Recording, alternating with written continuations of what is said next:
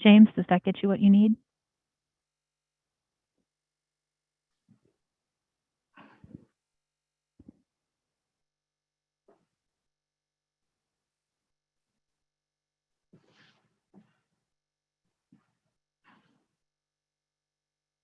Thank you.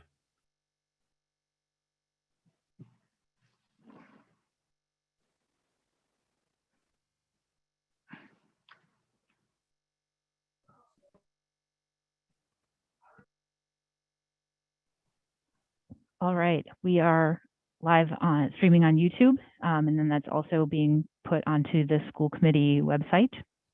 I will call us to order at 7:03. Sarah Fox, can you hear me okay?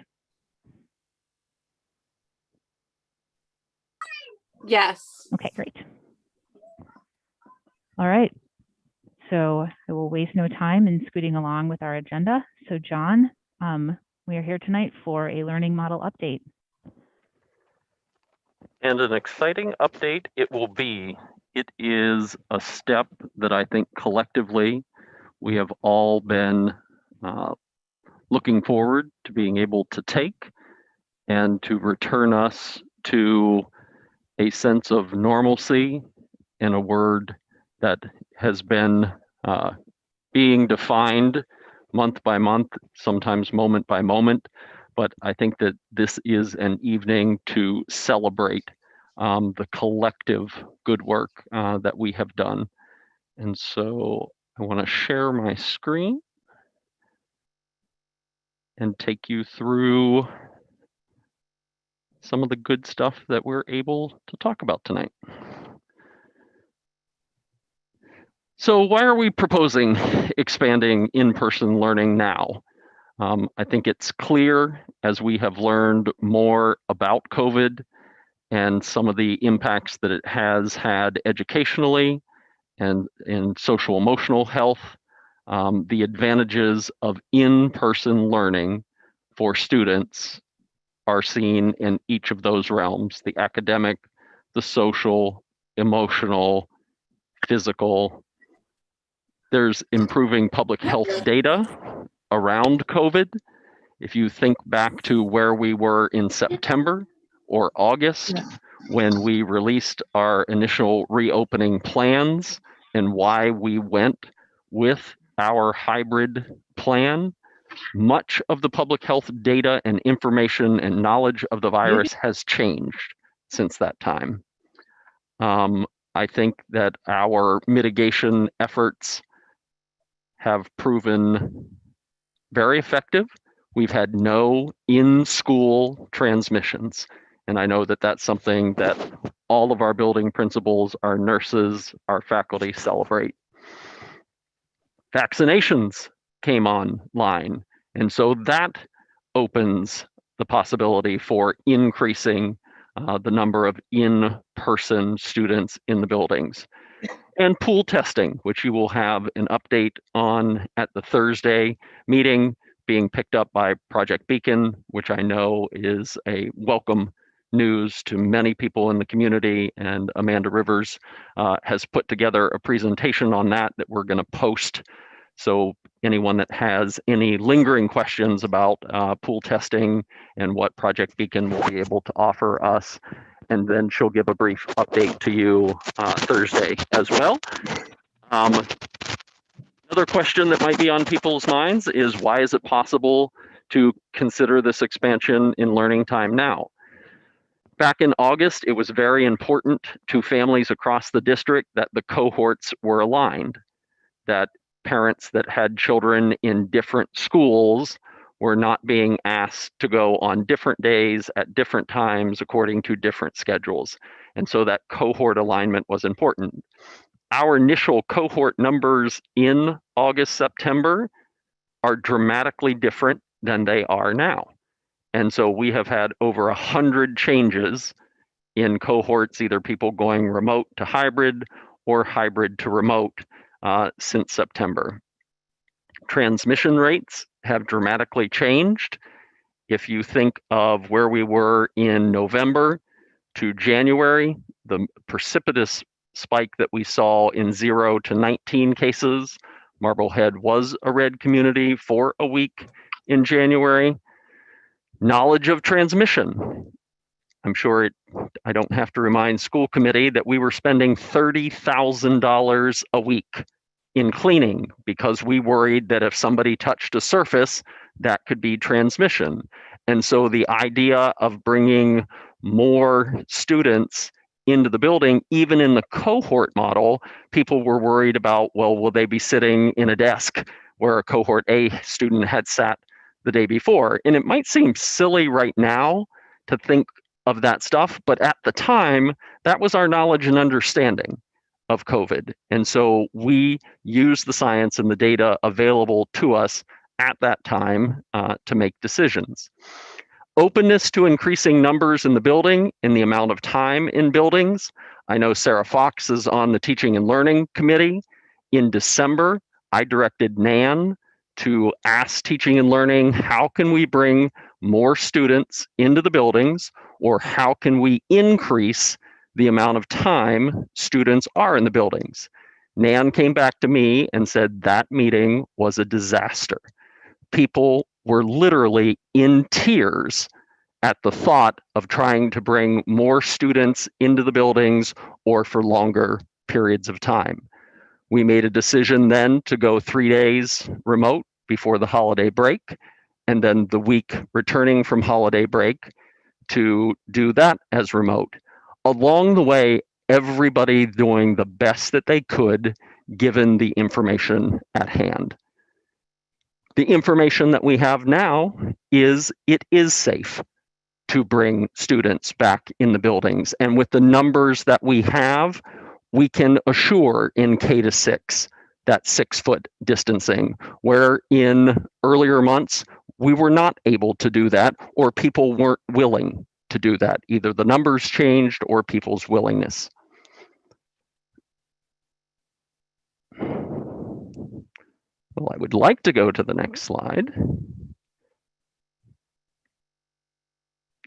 All right. So just to take you back to the decision-making dashboard that we have been using along the way, I think you see that sometimes our ability to safely staff the buildings was a question for us.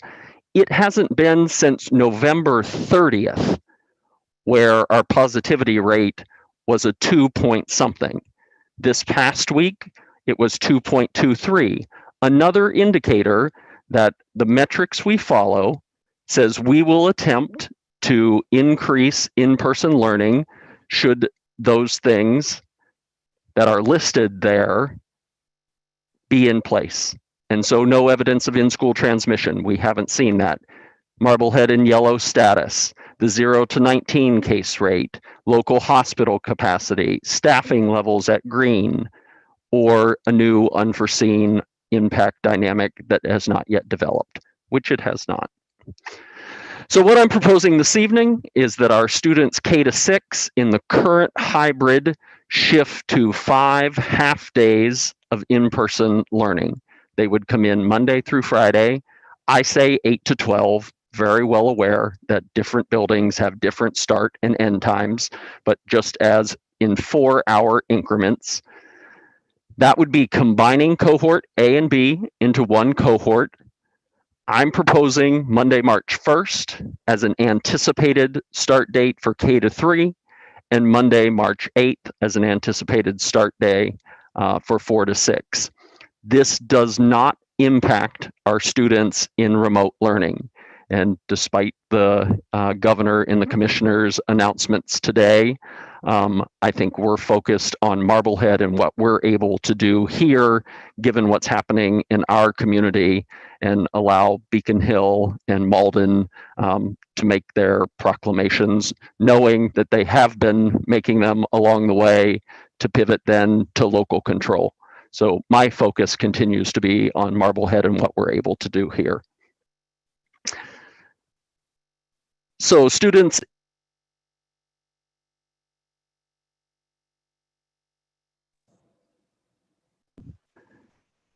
students in 7 to 12, you will hear the building principals talk tonight. We cannot do 6-foot distancing in the middle school, high school. I think I was clear about that in the February 4th meeting, that the high school, middle school piece would be more complicated. And so they will talk this evening to you about an AM, PM cohort model where students would be in 5 days a week. And so I won't steal their thunder. And then we continue to have conversations with MEA and their renegotiation conversations about the 6-foot distancing.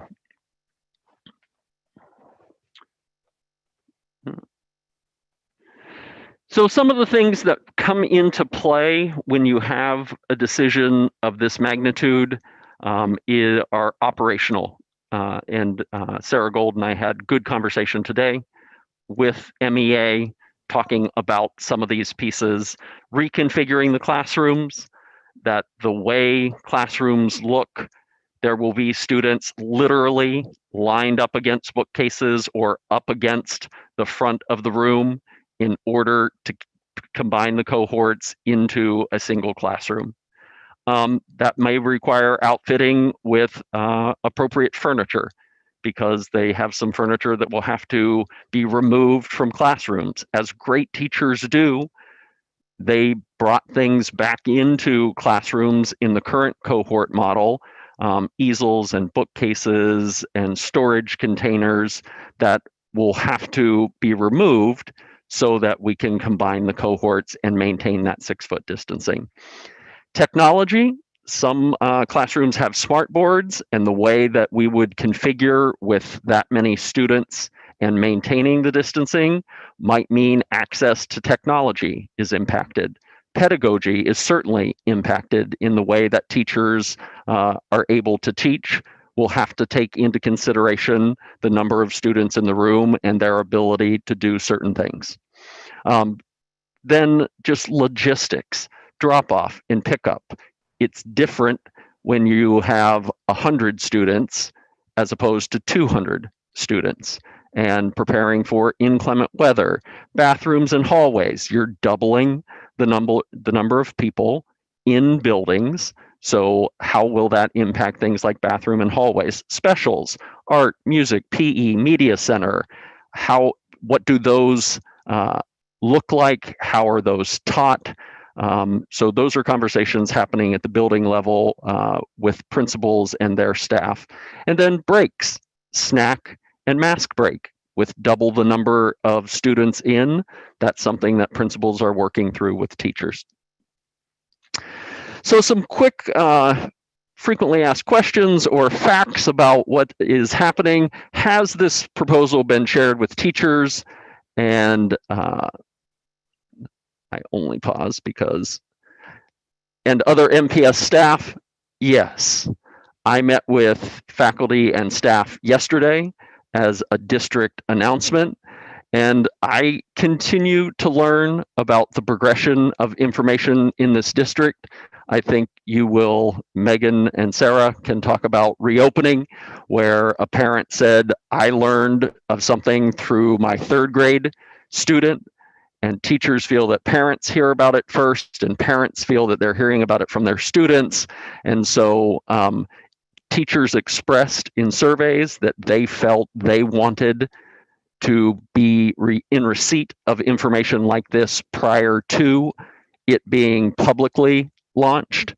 And so I met with faculty and staff yesterday to share this information. Does this shift compromise 6-foot distancing K-6? No, it does not. Can a family request a student's current learning model? I'm saying now, after meeting with the leadership team, not immediately. And I think, again, Sarah Fox, in being in teaching and learning, you know how delicate the balance is for our capacity to have students shift from remote or hybrid. And fortunately, we have 2 pivot points coming up. March 12th will be the trimester for our K-6 learners, and April 1st will be the beginning of quarter 4 for vets and the high school. But when this goes into implementation, it is based on the numbers that we have right now. So the numbers of students in cohort A, cohort B, and remote learning. We will not be able to make that transition overnight if there are people in hybrid that don't feel comfortable and want to go to remote, or remote that have been, I chose remote because I wanted 5 days of continuous instruction, but now that I can get that in person, I want to make that move. So I'm not saying that it's not possible, but the immediacy of it, I think, in listening to building principals, they need time to anticipate these changes, and so those pivot points might play an important part of that conversation. What about students in 7 to 12? That is being developed and negotiated, as I've alluded to, and Matt and Dan will certainly give you more information at the building level. And does this impact fully remote students? No, it does not. This does not have impact on our fully remote. And so with that, I will either pause for questions or allow principals to talk about the building level and what that will look like at each school. I'm inclined to have the principal speak first. Okay, so first up, we have Donna Zaski at Evelyn and Village 3rd grade.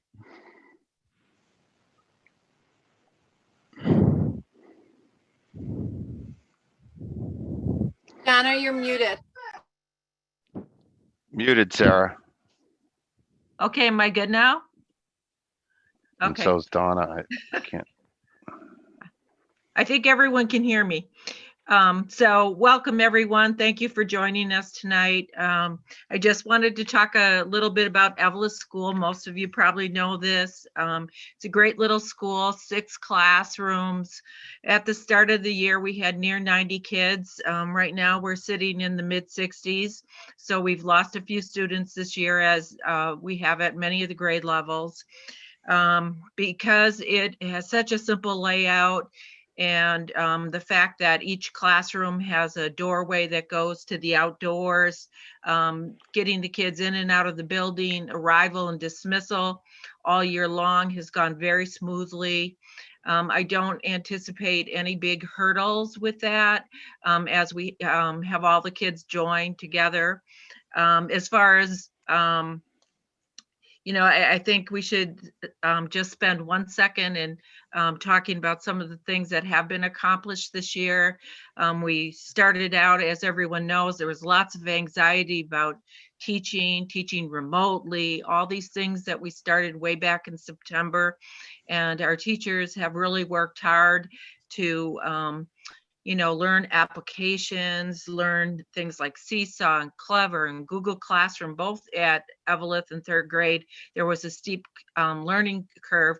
And I think after we went through these different models of instruction, each one brought a different challenge, but certainly I feel like we definitely rose to the occasion, and our kids are performing really well at this point. I want the community to know that our assessment scores are right where they should be. They're right on target. Our kids are doing really well at the lower level. Third grade also is doing awesome. So I wanted to kind of give credit to our teaching staff for that. Also, the staff that came from Bell and how we all got mixed up. You know, we started out last year with the move out of Bell, divided it between 3 places. Then by the end of last year, we were in the COVID thing. And now this year it's been another COVID experience. So I just feel that the teachers have really worked hard over these last 2 years to meet all the demands and the challenges that we face. And I'm proud of the accomplishments that we have made. So now we are at the point, as John mentioned, looking at next steps and bringing the cohorts together 5 days a week.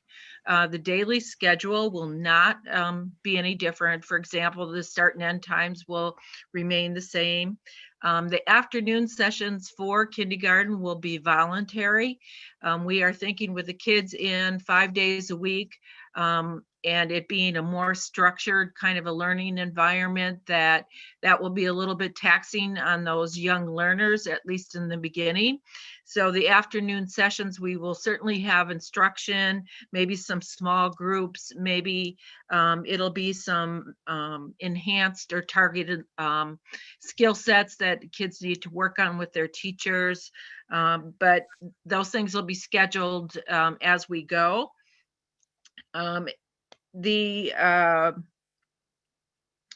Right now, as far as what we've done to prepare, we have changed the classrooms around a bit.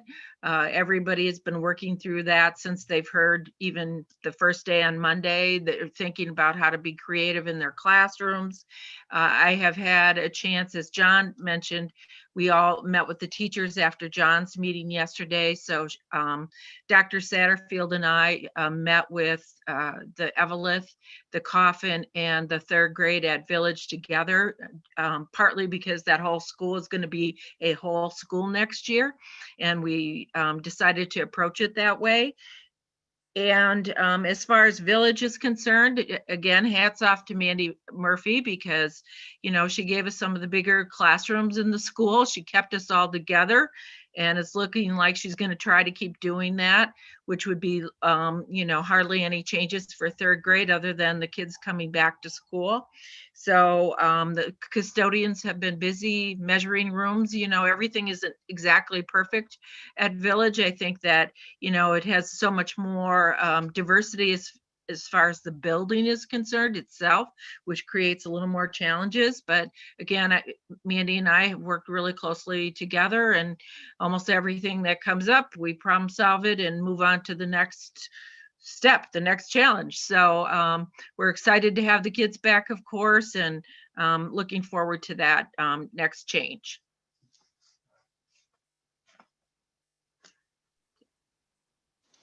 Who's next, John? Next up, we'll have Dr. Satterfield. Thank you, John. I just want to say, Sarah, do you have a question? I'm sorry. I wonder if we should ask questions by speaker, or do you want to wait and bring everybody back at the end? I was thinking of bringing everybody back at the end. And what do you guys think? Yeah, let's run through. Mm-hmm. That would be my preference. Yeah, Okay. I agree. Go ahead, Sean. All right. All right, thank you, Sarah. Yeah, it's funny that Donna mentioned about the transition, because I think that is probably the biggest thing, at least for me, and I think our staff as well, is the resiliency. When this came up out of the fly, there's been a lot of discussions, of course, but once we kind of knew there was a hard date, the teachers were a little surprised, anxious, but then they really kind of hit the ground running. When we closed Gary School and the children moved to Lower Bell, and then they moved over to Evelyn, and we had the Bell teachers for 2 years. They're really kind of used to running through these kind of things and not just standing still. And I'm really proud of the kind of things that our teachers have done over the past couple of years, and the 3 years really, with the multiple transitions that we've had. They've really come out on top. I'm going to echo a lot of what Donna said. We're in a good place with the hybrid as far as the students' assessments going. But we really do need to have the students come in the building, and we're excited about doing that. The past month or so, we've had a number of students that have gone to 5 days, not just special needs or the early learning, but some of the other ones that are struggling. And I've had many teachers come to me the past few weeks and say, you know, so-and-so child, they really need to be full day or 5 days, I'm sorry. Can we have them come in? And just about every single time, if we can make it happen, we've made it happen. So I'm really excited to have all the students come in five days a week till 12:15. It'll be a fantastic experience, I think, for the children. But it'll be an adjustment for them as well. One of the things that we mentioned yesterday in our meetings was it's almost going to be like a first day of school once again for the children coming in. It'll be first day of school for the teachers. They're going to have to relearn procedures, anything from what recess is going to look like to hallway walking to snack time to having children maybe that they haven't seen since last fall in the classroom with them, which will be a new experience. So it'll almost be like a first day of school, and that's how we're asking the teachers to approach it. As far as the teachers go, again, that's going to be an adjustment for them as well. A good one, I think, but realizing again that they're going to be having a full classroom full of students that they haven't had in a year, and that we're going to have to do some more shifting as far as the facility and rooms go in terms of furniture.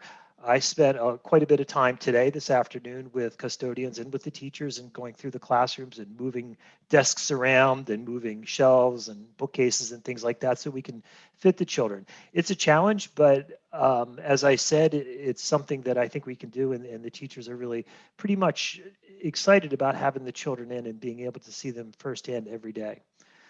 Teaching is going to look a little bit different because we have the children spread out at 6 foot distancing, of course, in rows all the way back from one quarter of the classroom to another. And as John mentioned earlier, that does make a bit of a challenge with some of the technology that we use. But those are all kind of workarounds that we can kind of work through it once we have the children in the building. It'll be different, but I think it'll be a good difference once we kind of get rolling into it and make some adjustments on the fly. Once we have the children in the building, I think it'll be a positive.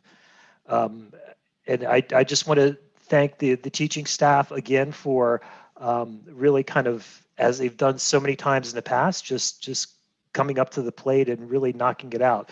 The other school committee, you were talking about people knocking it out of the park, and I'm sure without a doubt that our staff at all three of our buildings, including Donna's buildings, they're just gonna fly with it, and it's going to be a fantastic experience.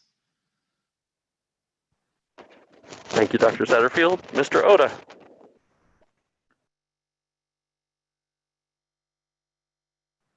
You're muted, Mr. Oda.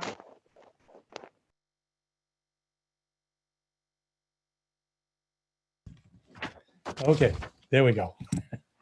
Under the current hybrid models, our students are making strong academic performance. Despite doing well academically, under the current hybrid model, we came to understand that some students are feeling isolated and are experiencing social emotional problems. As educators, our staff recognize that our job is to teach the whole student, both academically and social emotionally. With our academic progress well in place, it was time to open up other avenues of opportunity. The plans to increase our students' live learning time by returning to school for 5 learning days a week as seamless and as transparent as possible. To accomplish this task, we're going to use the cohort A model. Students will attend classes from 8:05 to 12:15, Monday through Friday. They will log out for lunch at 12:15 and return to attend remote classes from 1:30 to 2:30 on Monday, Tuesday, Thursday, and Friday. Wednesday will be the same as it is currently. Teachers will be using that as planning time and to work with their cohorts from across the district. As Dr. Bucky had stated previously, there are a lot of challenges that we're working on tomorrow in our staff meeting to find solutions for some of these things. With 6 foot spacing, that means the classrooms are basically desks and chairs. It will be difficult to use the smart boards and the easels that we have been using, so the teachers are now working to figure out how to do instruction under these new conditions. There are questions on how allied arts are going to be able to do their work within the classrooms with 6-foot spacing. I know that the special education department under Dr. Oxford are working now to make sure that all of the inclusion students and program students get the services that they're required. And then, as Dr. Bucky also pointed out, there are a lot of logistical, simple things that we have to figure out, such as now with the introduction of the whole school coming back, we have, instead of 100 kids here and there, it's going to become 200 to 300 kids coming back at the same time. That means our drop-off pickup lines have to be changed. Our snack and recess breaks have to be re-coordinated to make sure that everything is done safely with the students. The Glover School is extremely creative and very professional, and will address these challenges as we did last March and as we're doing since the beginning of the year. I am confident that the Glover staff will be able to provide the services that our students are looking for. Thank you. Thank you, Mr. Oda. Mrs. Murphy.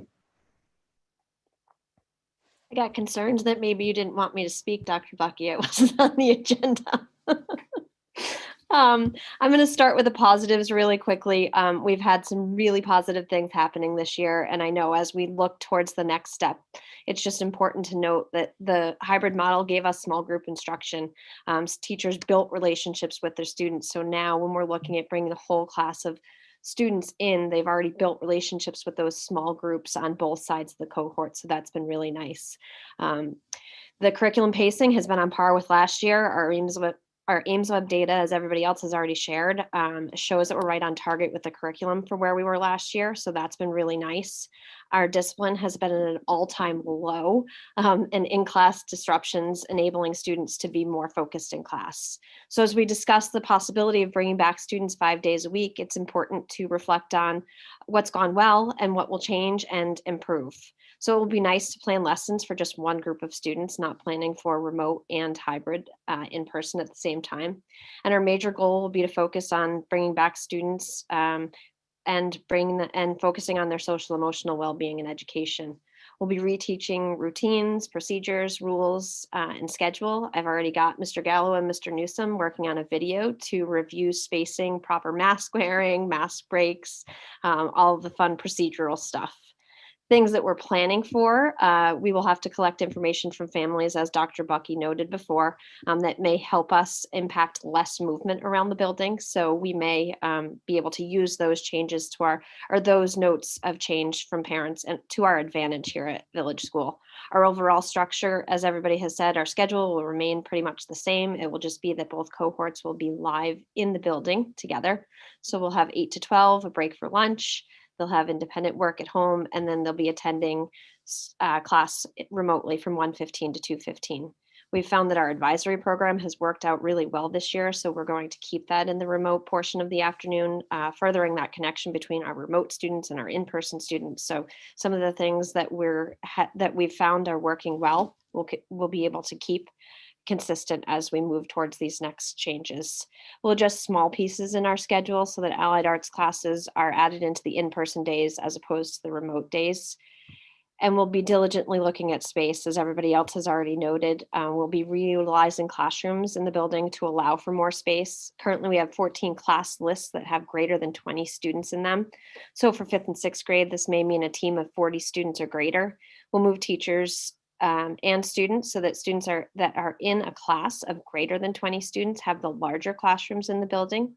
This means classes in grade 6 may be in a hallway with grade 4, and classes in grade 5 may be in a hallway with grade 4 or 6. So areas such as the auditorium and band room have been used for shared teaching spaces right now, where we have remote tutors or other people. We may be repurposing those into reassigning them as primary classroom spaces. This is a process that's been happening throughout the year at Village School as we adjust schedules and maximize time on learning. For example, we've moved remote teachers into office spaces, and so that we can move inclusion teachers to have the larger classrooms for students that are in person.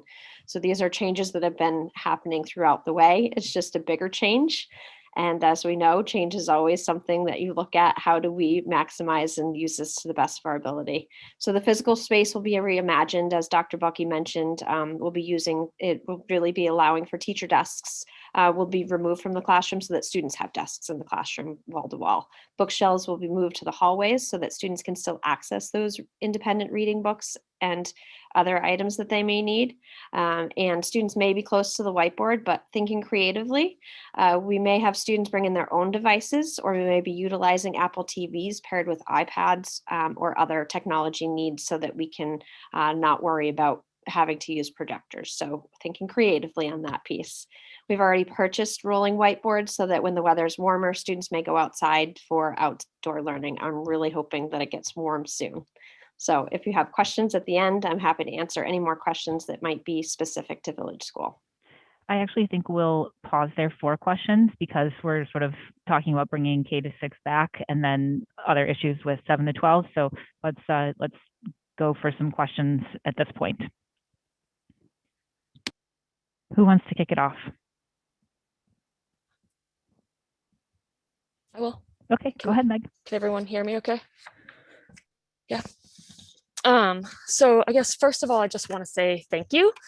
You know, when we, in our last school committee meeting, this is what we asked for, John, from you and from the leadership team and from the teachers. So you delivered, and I appreciate that.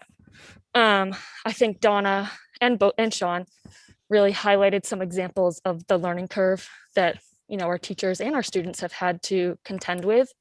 And I think, you know, everyone's kind of done that.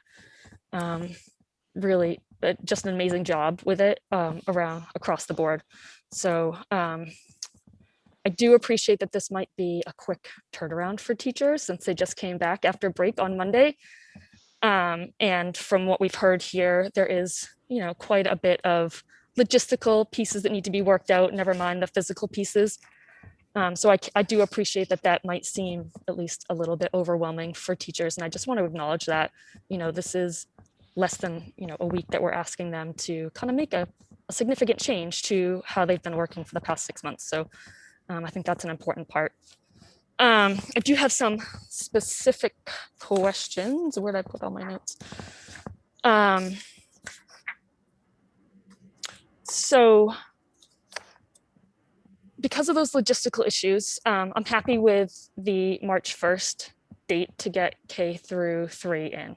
I guess if everyone's on board with that, then I think that that's a great start date. Mandy alluded to maybe some videos that were going to be done. I'm just wondering if that's something that you're planning to do across the board for all buildings and students, just to prepare them, because it will be a change from what they are used to at this point, and for parents too, because obviously parents can't go into the classroom. So is that something you're planning to do across the board? Yes. Okay, and do you have a timeline for that? Again, I know it's a quick turnaround, so. Yeah. I think building principles, we talked about this during the leadership retreat last week, that because this will be a significant change, giving students and families an opportunity to see in reality what a classroom will look like. And so principals are already working on that. Okay, so we can expect that maybe this week, before they start on Monday. If they start on Monday, yes. Okay. I think that's part of the conversation this evening, and each of the principals, and I've alluded to the logistics of this. I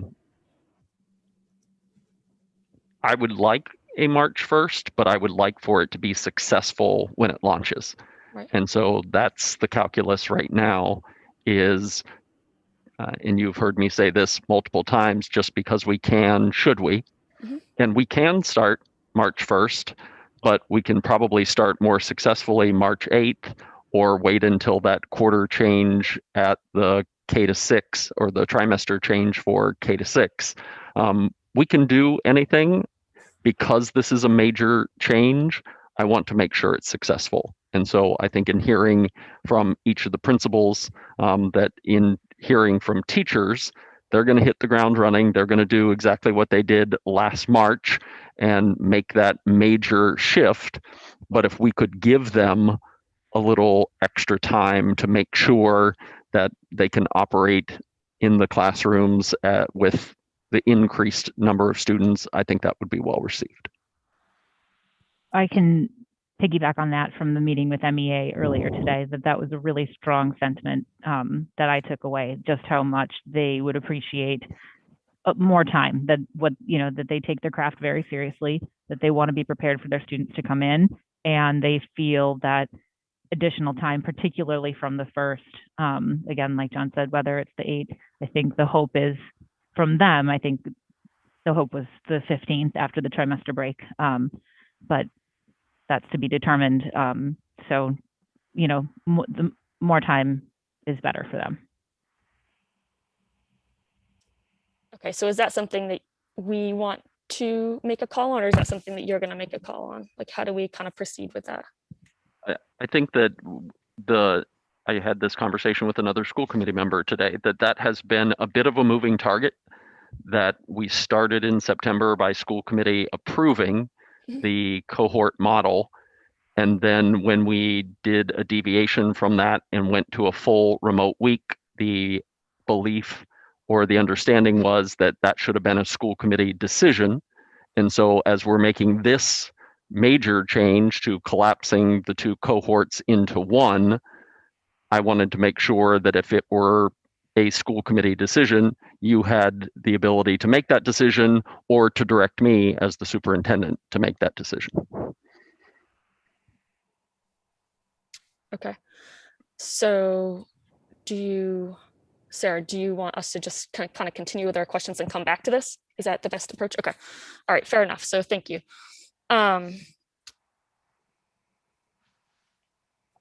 So can we talk about the Wednesday? Because I think Brian mentioned that, if I heard it right, the Wednesday afternoon would still be a non-school time or an asynchronous school time for students. Is that across the board?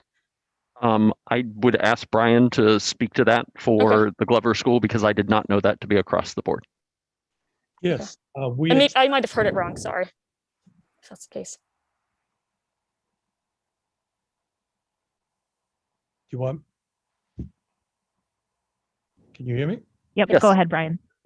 Yes, we have been planning to use the same Wednesday afternoon as a planning period that we have been using since the beginning of the school year. Instead of having asynchronous classes in the afternoon, we were planning on using that for teacher planning time. It's when they get together with the cohorts from the other elementary schools. They meet in the afternoon, and then they go back to their own professional learning communities and continue the planning for the week. And under this model, you're dramatically increasing the face-to-face time on learning from the structured learning time minimum of the state. So they will have 40 hours of in-person over that 2 weeks. Yes. Okay, I guess my question is more around consistency across all the elementary grades, so that we're not doing one thing at one school and something different at the other schools. So I guess that would be my suggestion, anyways, to make sure that that's consistent for everybody. Okay. I think those are my major questions right now. Thank you. Sarah Fox. I'm happy to let Emily go. I hopefully will get rid of my background noise in that meantime. Okay, go ahead, Emily. So just to emphasize what Megan said, thank you for this awesome announcement and exciting news. And I think there's going to be a lot of happy children in Marblehead when they find out about this. I did have a couple questions also. So at Glover, they're doing the afternoon remote session, and I didn't hear that if the Village third grade and the Coffin third grade were going to have that afternoon session as well. I did hear that at Evelyn it was voluntary, but just for 1 through 3. Will they have that same remote every day, or Monday, Tuesday, Thursday, Friday? Yes, that's correct. Okay. Yes. And So then Wednesday would continue to be the professional development time. Right. Okay. Yep. And then I think another, just as more like a comment. So Mandy said how they're pairing technology with the whiteboard issues because kids will be right underneath it. So I think if other schools want to use those ideas, I think that's great to have kids bring in their own devices or use some of the iPads that we have as a way to see. So I'm sure that's all being shared, but I think that's a great idea to kind of help with that issue. So thanks for the being creative and thinking outside of the box on all these ideas. So thank you to everybody. And that's it. All right, Sarah, go ahead. Hi, I apologize to still have my little visitor who's you might hear in the background. So I have, probably a lot more questions than I think we've had so far. So I thought I heard Mandy say in order to accommodate, the teachers would no longer have a desk in the classroom. So they can't really stand and walk around the classroom and they're not going to have a desk. So how are we going to facilitate them doing what they need to do? I'm going to answer that, John. Sure. So, in order to fit the student desks in the room, the teachers have large desks. They won't be able to have that there. We're going to look creatively at maybe stand-up desks that teachers have because they're going to need some sort of teaching tool off of that. A lot of our teachers already wander the classroom anyway, but they will need a spot to have as their own. So we're looking at those specific spaces that are a little bit smaller to figure out what that might look like, whether it's a smaller desk. We were meeting with the custodians and talking about that today. If it's a smaller desk or if it's a stand-up desk or something else that we can provide for them to have. Yeah, if they're wandering the classroom and we're 6 feet, that right there, we've checked that cumulative 15 minutes for the day if you have a positive case, and now we have a quarantine teacher. So that's a concern. And then you talked about with the whiteboards needing to use possibly some creative technology, and I continue to be amazed by the time these teachers will put into learning new platforms or ways to teach to make this work. But with our tech infrastructure being what it is, do we really feel we can handle, I mean, we're crashing a lot now with half the student load. Do we feel we can handle the full student load in there now with everybody possibly with a device so that they can see what they would be seeing on a whiteboard? So these are conversations that I've just started to happen. I pulled a technology person into my room today. We wrote a grant a few years back at Village for iPads and the Apple TVs. I think PTO helped out with that as well. So we have those pieces, some of those pieces in some of the classrooms in order to do that. So we're just starting that conversation. And then we'll follow through with teachers trying to problem solve that piece. Okay, because I know we do have severe limitations of our tech infrastructure right now. My next question is the elephant in the room. I was on teaching and learning, and at countless meetings, if not every single meeting, we talked about how do we get these students back in? These students need to be back in. And our hurdle was always 6 feet. And I heard every principal say they measured these rooms and they just couldn't make it work. So I think the elephant in the room is, why does it suddenly work? And I'm sure there's an answer, but I'm only asking it because I know it's a community concern. So I figured, let's ask it now. People can get an answer versus a public comment when we can't get some answers. So if each principal could speak to what the element is that changed that makes it possible now. I can go first since I was just speaking. I think for me, it's the data that John said. We've seen positive. We haven't seen positive transmission in the school. We've seen the positive success of the school, and it's the enrollment. If we were to go at the beginning of this year and take all of our students in the building, and that's what we were doing, is making sure that we could fit all of our students in, there's no way we could do this right now. Even if we added every single remote student into our building, we wouldn't be able, if every remote student decided to come back, we would not be able to accommodate that. So I think it's knowing what we have for our enrollment right now and basing on that, and seeing the data and where we've come from.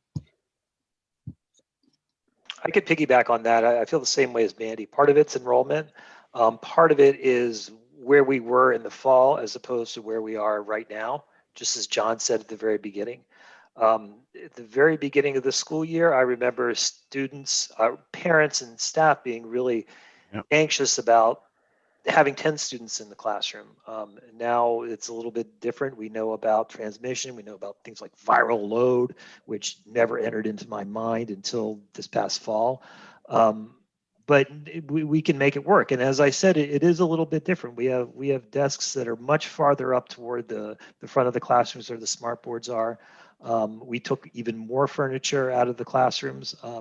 And really, those are the factors that kind of turned it around for us. But mainly, I think it's because of the enrollment and then the science that we know right now about the transmission. I think at Glover, we're right at the top with 20 students basically in every classroom. So we couldn't take any more. And at the beginning of the year, we had more students. So we couldn't possibly do it without bringing in new teachers and setting up other classrooms to be able to accommodate that number. And as everyone's alluded to, we were concerned, of course, with the large class size, 6 foot spacing. How would we teach? But as we have known now, we're right there. Our performance is going quite well, and we're where we're supposed to be academically. So we think it's time to be able to experiment and bring in more kids and do the 6 foot spacing with the whole class. Again, at Glover, we can't take anyone coming back in from remote because that would warrant another classroom somewhere. So I guess it's my turn to chime in. For me, Sarah, I feel like I knew at Evelyn School, it was one of the few schools where we could probably have squeezed the kids in because the classrooms are fairly large and there is a couple extra rooms there. But I just feel we were in such an unknown territory.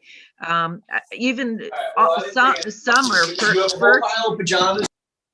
the first thing that happened was, we all came back. We had been out of the buildings totally. And then there was anxiety when we had the teachers come back in. I mean, every little step of this was like, there was, I don't want to say fear, but we were very cautious. And I think with educators, we always focus on the safety. It's always we can't teach the kids if we can't maintain and keep a safe learning environment. So with COVID and the unknowns of COVID and the risks of children and parents getting sick, I think we took a really cautious approach. And I think it was what we needed to do at the time because there were so many unknown factors. We didn't know how fast things were going to happen as far as the things spreading in our classrooms. But I would also say, we started out in that cohort model. We did start out with bringing the younger kids in right from the beginning. And even the cohorts, that was one of those mitigation things in my mind to make sure we had control factors before we put everybody in. I think if we put everybody in, we may have not have been as successful as we have been with what we've done. There's certainly been a lot of changes, but there's been some positive things like working with the kids in smaller groups and having an opportunity for 10 or 12 kids in a classroom with a teacher. The teachers were surprised, I will tell you, when I've gone through the building and checked in with the staff, how are kids doing? How do you guys think things are going? When you think of a child last year in October, how do they appear to you? Are they coming along in all the 10 ways we would expect a little kindergartner to be coming along? And it was a little bit surprising, but it was like, yeah, they were really happy. By the end of October, they were telling me that they really felt with the smaller class sizes, some of the things that we had done, that the kids were making great progress even that early. So I would say yeah, maybe, you could have done it in one school, one building, but then you couldn't have done it because what would little Glover do if you threw everybody in Evelyn and didn't offer that same opportunity in your Glover building? So I just think we have to understand we came from a spot of so many unknowns, and now we're shifting to knowing more, and we have to just keep going. Things are in constant motion this year. It's probably been one of the hardest things for every single educator. And, we just have to adapt and be ready and move on to the next challenge.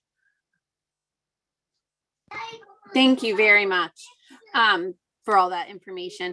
The other piece of this is, and Brian spoke to it. When we had our meeting, I think it was 2 weeks ago, one of the things I brought up was the importance of, now that we've really changed our method of teaching right now. I mean, this is a drastic change, and it's a change that, our students needed, and I fully support. I have issues about it only happening for half the kids, but I'll discuss it at a later point. But as we all make this drastic change, it was a concern for me that we allow children and families to make changes to their decision. And what I'm hearing here is the success of this being able to happen is really dependent on not allowing anybody that is in remote or to come in. But we also have the other factor of people that are homeschool could re-enroll. And I don't think legally we can tell them they can't. People that might have been private may come back. I think that one's less likely. But the idea that there's going to be no changes, I want to make sure we're not putting something out here that we're walking such a tight line that if we keep our word and let people change, like we said 2 weeks ago we would, that it will negate the capability of running this program. I want to make sure we're setting this up for success and we can get people back, and we're not pulling the rug out in 3 or 4 weeks if all of a sudden we have an influx of people wanting to do this. So what is our path forward to allowing that movement between the cohorts? And what is our plan if we recoup some of these homeschool families or people who have left for other reasons? Sarah, can I answer some of that? We have already looked at that. Like Evelyn has room to take kindergarten kids in if they want to come back from remote.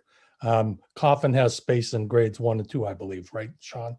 That we can move kids back in, and third grade at Village also. So yes, they may not be able to come back to Glover, but there are rooms in other schools in the district that they can return to, so they can go back to live learning. Okay, so any family and any student that wants to go back to live learning will be granted that. No one will be turned away because of lack of spacing. Well, I think Dr. Bucky could probably answer that better, because if we run out of space, we're going to have to hire another teacher and set up a room, but that will be done. John, did you want to?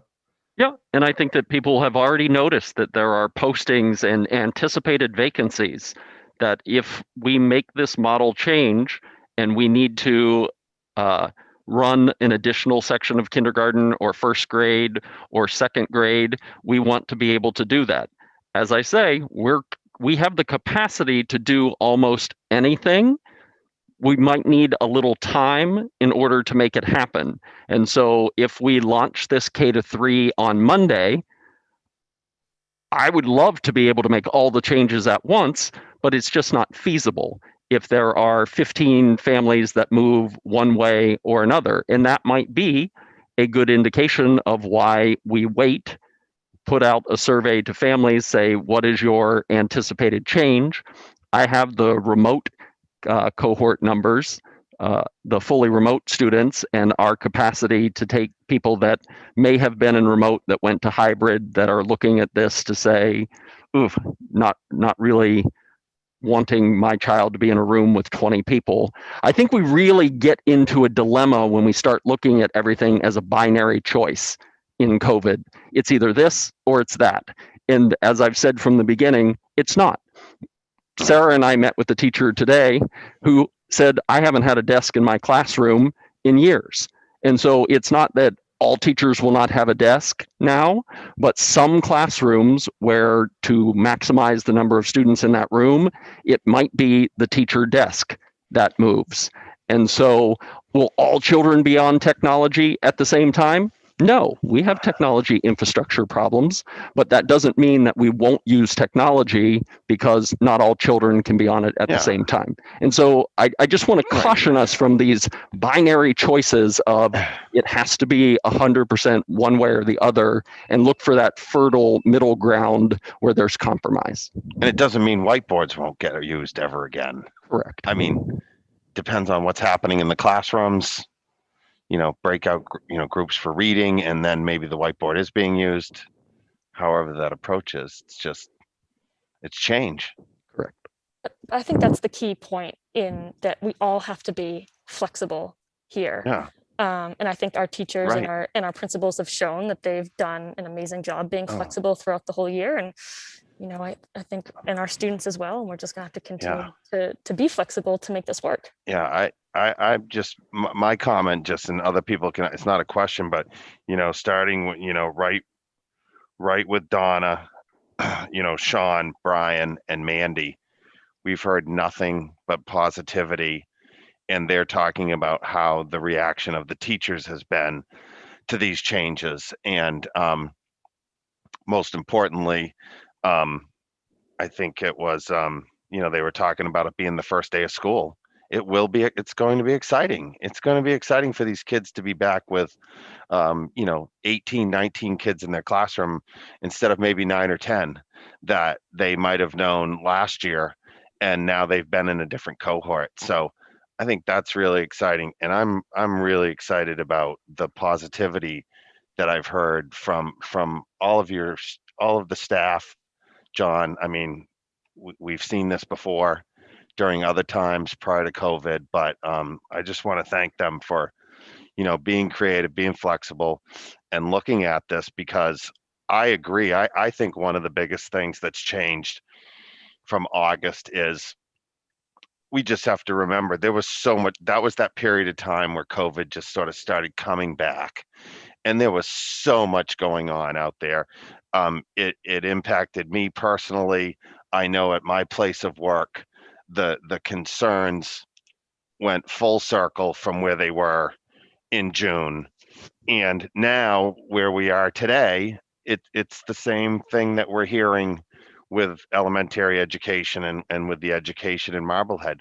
We just know more about it. We know more about the cleaning. We know more about, as you said, what can be done in classrooms and how we can handle these things. So it's just, I think this has just been a great meeting so far, and I'm excited to have the conversation continue.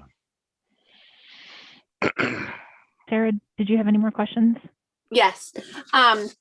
So this one's for Brian. You have a few programs that are housed in your, and Mandy also, because they age up, programs in your building that are wonderful models of inclusion.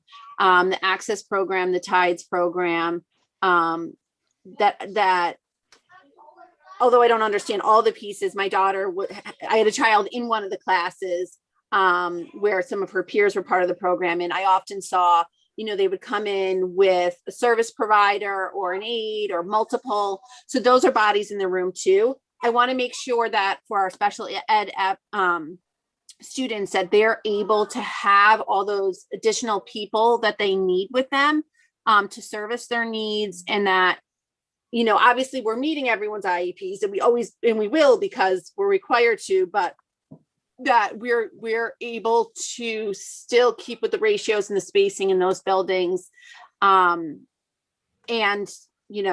keep up with the beautiful inclusive model that is those programs.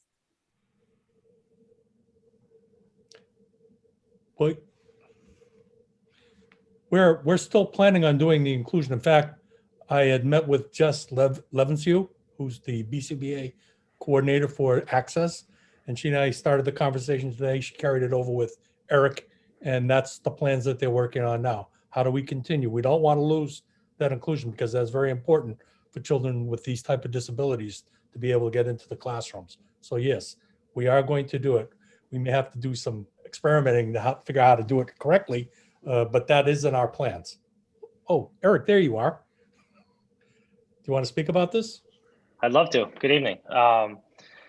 Yeah, so thank you, Sarah. I think it's a great question. It's, I think, one of the few, fortunately, that we are still, grappling with every single detail. I think the good news is that those numbers of students that do require additional staff, like in the grand scheme, is a very small amount. So that's a good thing. The second thing, I think the big word, the key word that you used, is really analyzing, examining staff that are needed. And I think that we, which I love, always go above and beyond in terms of having, staff in these classrooms. And I think it's an opportunity certainly to, ensure, to your point, that we, based on our requirement to ensure the appropriate staffing, that we're really strategic about which staff are in these classrooms. And I think a lot of times we get unintentionally in our own way in terms of thinking about specific staff that are from specific programs that go into these classes. And we may have at times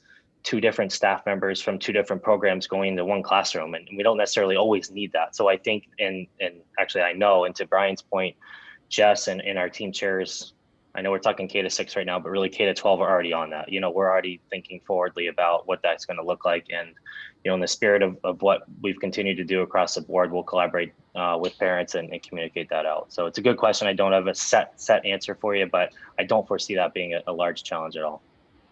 No, that was a great answer. I just wanted to make sure that we were maintaining inclusion for all those students. Another group that I want to make sure that we're thinking about, and my sense is that it won't be too impacted, but how does this affect the METCO students, and is there any concerns there? Because I just want to make sure that all of our students are, getting a positive benefit from this. Yep.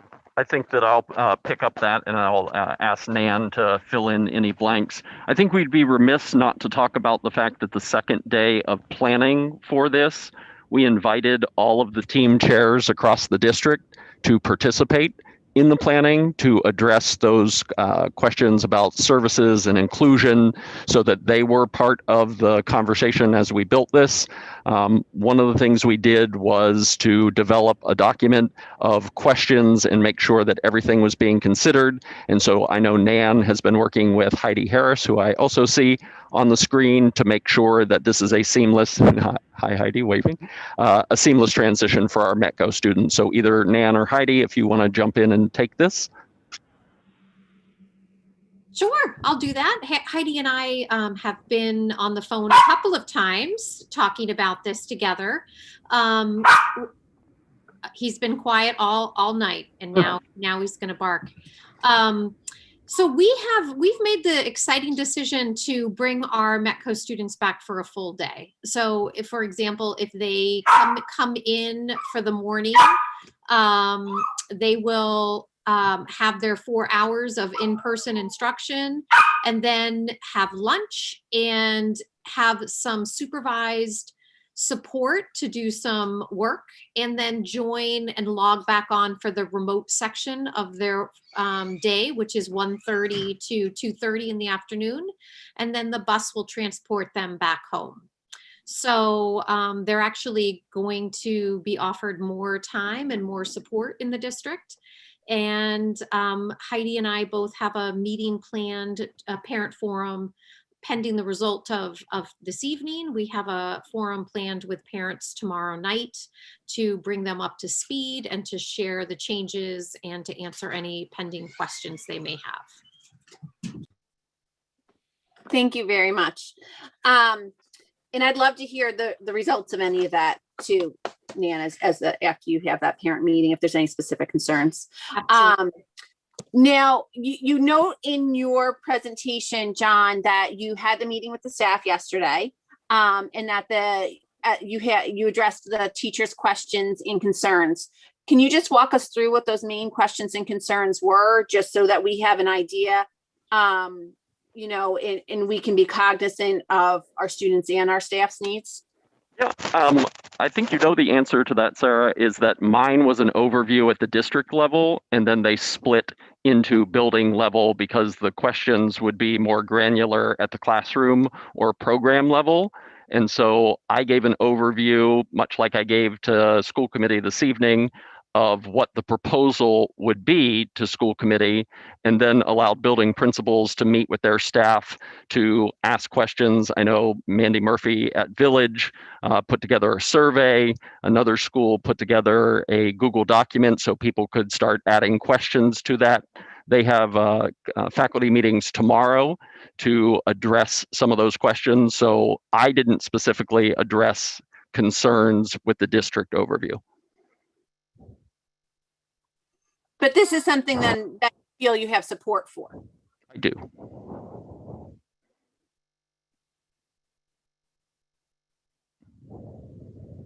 All right, David, did you? Oh, I just wanted to say for our K through sixth graders, this is a wonderful development. And I'm very eager to hear how we're going to provide this for all of our students. David, did you have anything else that you wanted to add? All right. I want to thank everybody as well. I know that you guys have been hard at work. You know, I heard the update last Thursday morning at the reopening committee.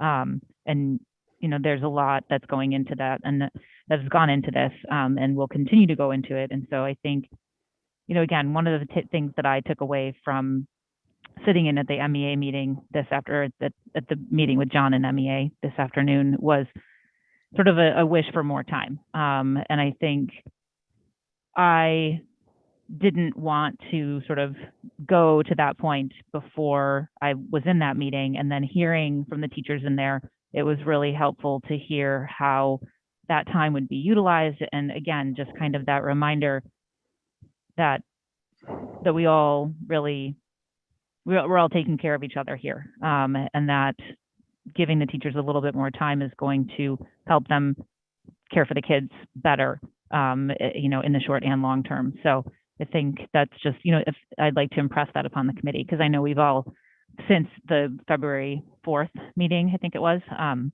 been really gung-ho on getting kids back in the classrooms as quick as possible. And as John has mentioned a few times, you know, it may, and I think something from the fall was, you know, or maybe Dorothy Presser, this, you know, go slow to go fast, or start slow to go fast. And that's kind of where my head is at this point.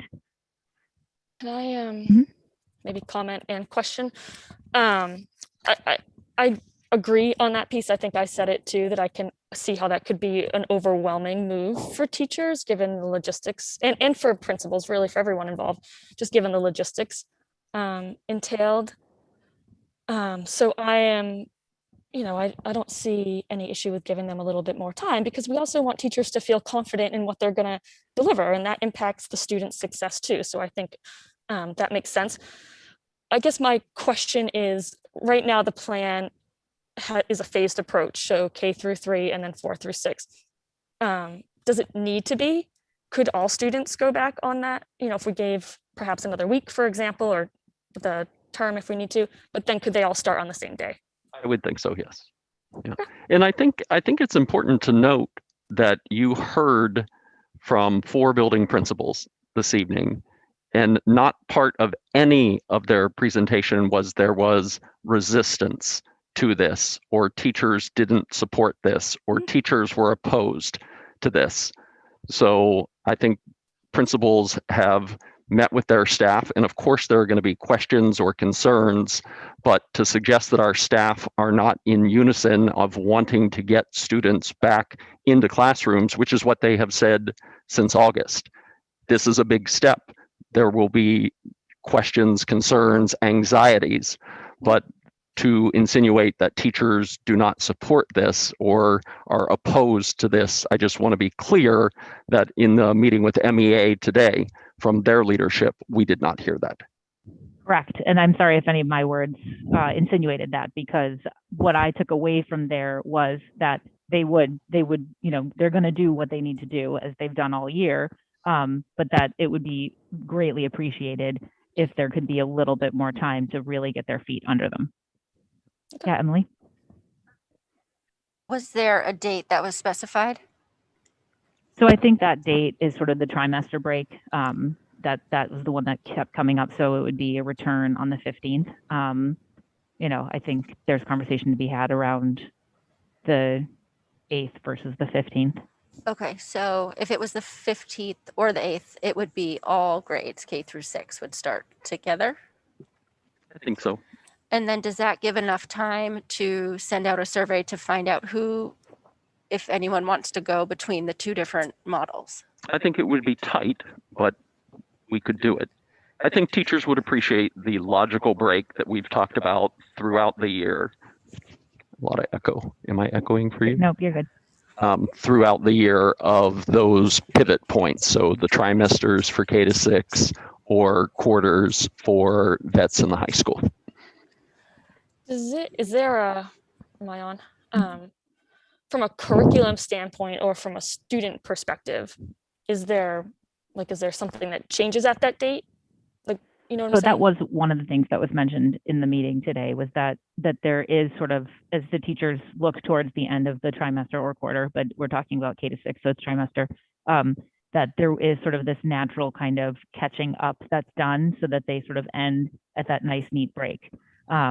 So that in their minds, it was helpful. I also think one of the reasons that I pushed to have this meeting on Tuesday night is because instead of rolling this out on Thursday evening, is because parents have work to do too. If we send our K to 3 back next week, the working parents who have nannies need to readjust that.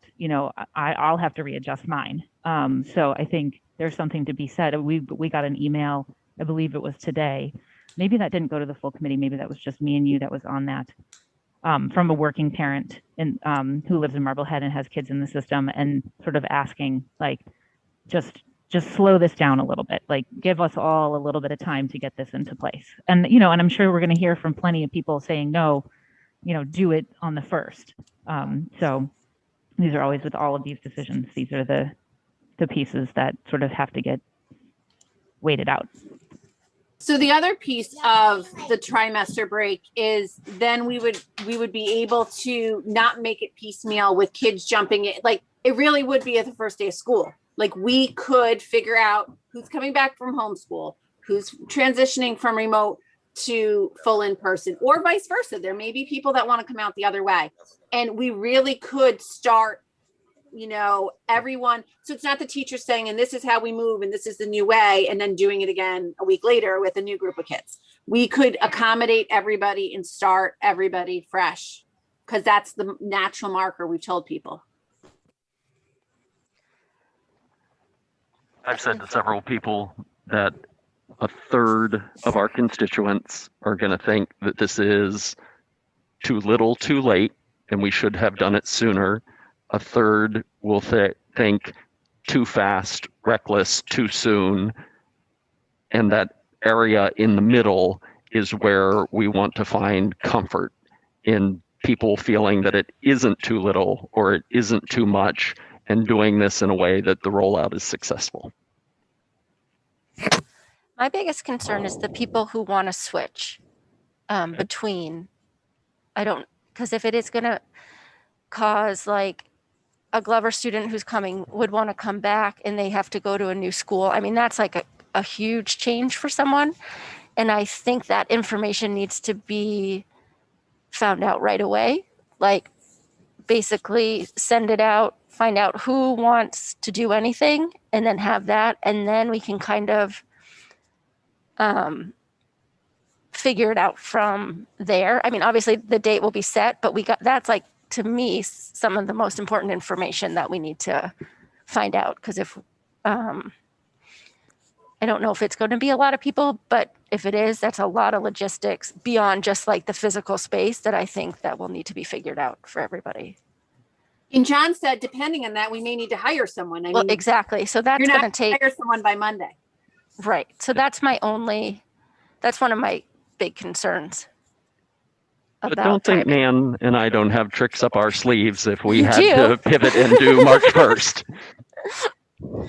No, but I'm thinking to keep it smooth and make everyone feel comfortable in the in this new change, because we want everyone to feel good about it. So how do we do that for everyone? I do recall Mandy Murphy saying she really liked being in the classroom. Shall we move to Tomorrow's the Teach Wednesdays. to Matt Fox and Dan Yeah, Bauer for the high school, middle move school? on to 7 to 12. Sorry, just on that one, do we need to make an official decision or no? I think that would be helpful if we want to do that for the K to 6 now, if you're prepared to make a motion. I'd like I'm to just hear- asking, like, what do we want to do? Do we want to kind of close this conversation out and move on, or do you want to hold it till the end? I don't care either I way. see them as two distinct. So if you made a K6 determination now, we could move on to 6-12 or 7-12.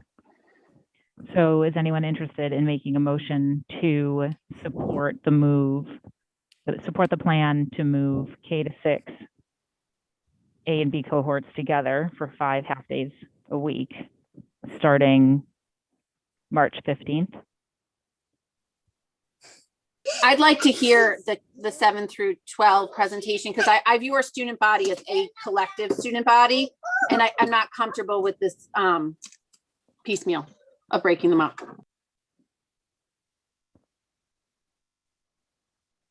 But if it's the will of the committee, that's fine. I don't care. Okay, we can continue, move on. I don't have any takers Well, on that motion, so.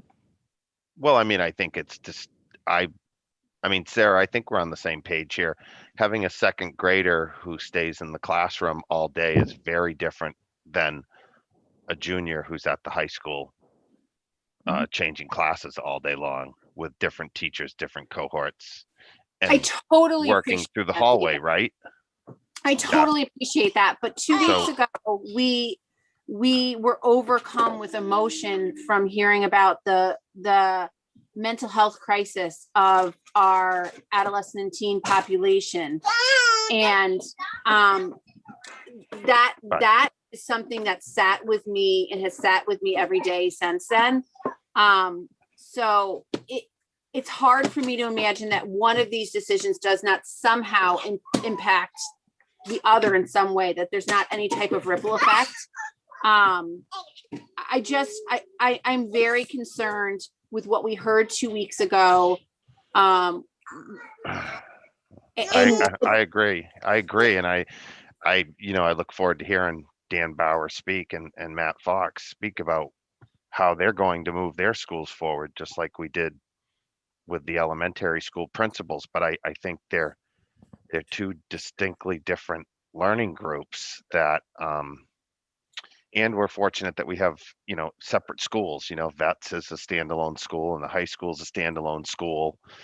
And, there's different challenges with education. And I think we've heard, at least from the segment of K through 6, what they can do and what they're looking to do. And that doesn't necessarily mean that we can't aspire to do the same thing in 7 through 12, and that we won't hear some of the same things from Dan and Matt. So I don't think necessarily that voting now on K to 6 closes the door on anything for 7 to 12. I agree, and I think anybody who's caught up on Commissioner Riley's decisions and statements today knows that K to 6 is a different animal than 7 to 12, unfortunately. As much as we want to not have it be the case, it just is. Yeah. Okay, so do we want a motion? Do you want a motion, David? Well, I think we could and close the chapter and move on to 7 through 12. Okay, so I asked for a motion to support the plans to move K to 6 in person 5 days a week, half days, starting March 15th. K through 6. K through 6. I'll second that. Is that what yeah. So make the motion. So moved. Oh, sorry. Emily will second. I will second it. All right. After. Any additional comments on that? Oh, geez. I think that this So- is the right thing to do. So my thoughts are, and we can talk about this, but if we had initially thought about K to 3 next week and then 4 to 6 the following week, if we wanted to give everybody an additional week, I know you said everybody could. Megan asked the question, could everybody, come together on that date? So now K to 6, once again, granted they're different schools and things, everybody would come together on that one date. But I'm just wondering if we gave K to 3 all of next week.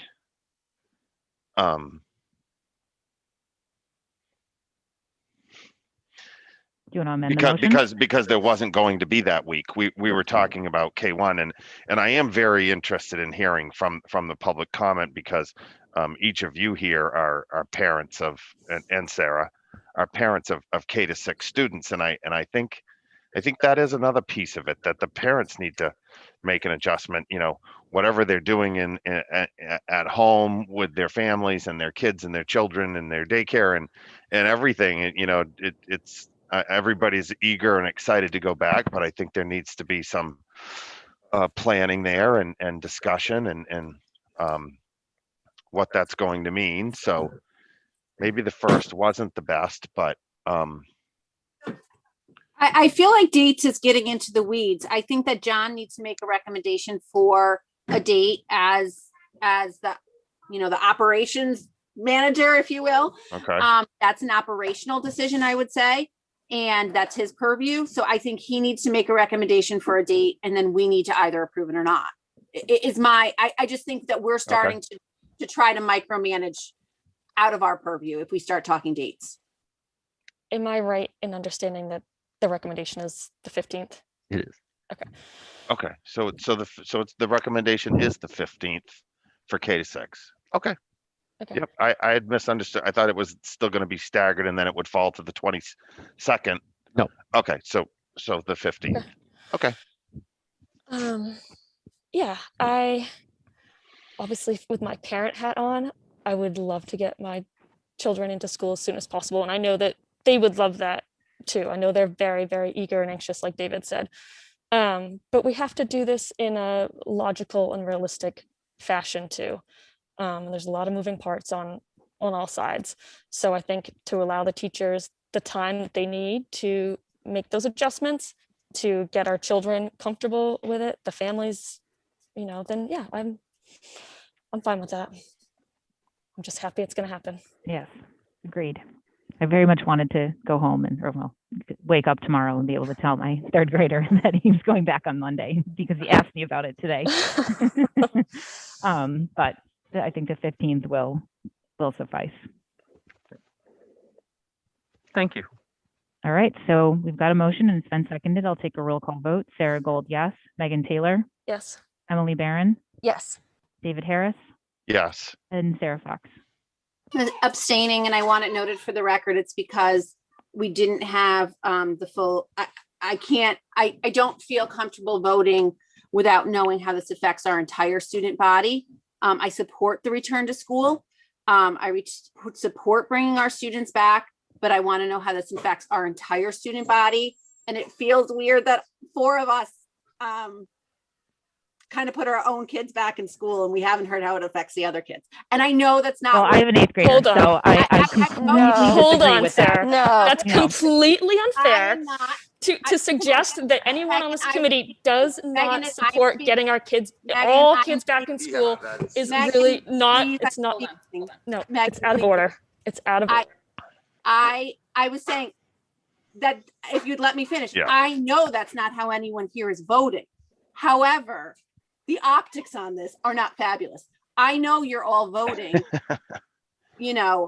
not like that, but I'm saying, we all just went around about how excited our kids are. I want to know how this affects all of our students before I vote on it. And for that reason, I'm abstaining. So I have an 8th grader, and I'm incredibly concerned about him, far more concerned about him than my 3rd grader. So just, that can be in the record as well, and this 7 to 12 is my specialty in my profession. So I'm incredibly concerned about this entire group. And just because we can do one thing for one group and it's going to be a different situation for another group, it doesn't mean that we should leave any other group out. So yeah, I support getting them back. disagree I with that just wanted statement. I felt I needed the full presentation, as I noted prior, before I was prepared to vote. And that's why I'm abstaining, because I didn't get the full presentation. That's not what was said. All right, I believe that it's Matt Fox's turn. Mr. Fox. Good evening. As John led off tonight with, and what you've talked about, K6 is a little different than 7-12. Our schedule's a little more complicated. Our classes are much larger, and it's more difficult to balance them per se. Size of the classrooms, the work that Dan and I, along with Michelle Carlson, Lindsay Page, and Julia Ferrer did this summer, we can't return everybody at 6 foot spacing. It's just not possible. It would have to be 3 foot spacing.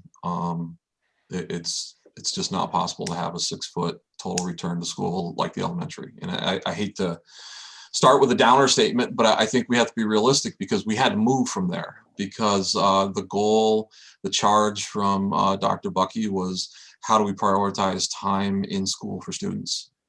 Still manage the spacing, still manage the requirements of the state, which is, the hours by, the district average, by, live experiences every day for students. So we had a lot of parameters, trying to the best of our ability, keeping 7 through 12 together, because, if we're going to step aside from really a pre-K, a K-12 model, we want to run the district as much as we can under, Dr. Bucky's purveyance there of a 7-12 approach. So looking at a bell schedule, a cohort rotation that matches up. So that led us to take a look at a couple different options. The first option, of course, would be to stay with our current hybrid, and we know there are challenges with that. There are benefits to that too. Option B, though, is what we are bringing to the table now. We went back to early July, pulled out one of our old models and modified it, and spent a good time on that. So what we're proposing as option B would be 2 cohorts in a day. So that means every student Monday, 4 days a week, would attend a portion of the day to school. So 2 cohorts in a day. So it would look like Monday morning, cohort A would be in the morning. Monday afternoon, cohort B would come in. Tuesday, the opposite, B in the morning, A in the afternoon. Wednesday would stay remote, because we have some shared staff that we have to keep that too, and it brings everybody together. Thursday, we go back to A in the morning, B in the afternoon, and B in the morning and A in the afternoon on Friday. These are about 3-hour chunks, in 8 to 11 and 11:30 to 11:35 to 2:30. These are divided up by the classes. So for us, that would mean 4 classes in the morning, 3 classes in the afternoon, and then a big bonus, what we heard about is an in-person advisory at the school now for us. So that's sort of like the general overview of the model that Dan and I are talking about. And what we'll do is I'm going to go into positives, some implications, and unknown, and then Dan is going to go do the same thing for the high school. So some of the positive for vets from option B. We get more in-person time. We go from 16 hours over 2 weeks of in-person time to 23. So we jump up in the number of hours students are in front of teachers and with their classmates.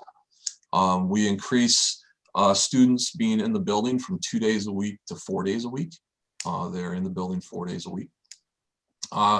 With that time and with that in-person time, we get more social emotional supports and connections with students look at that with their teachers, and peer-to-peer connections if you see your peers more often.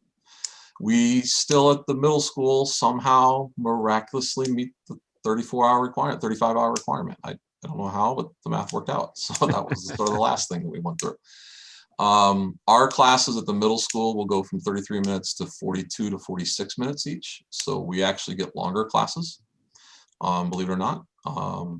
Our advisories will become in-person now. So instead of virtual advisories, where, to be honest, we struggle with attendance with our advisories right now.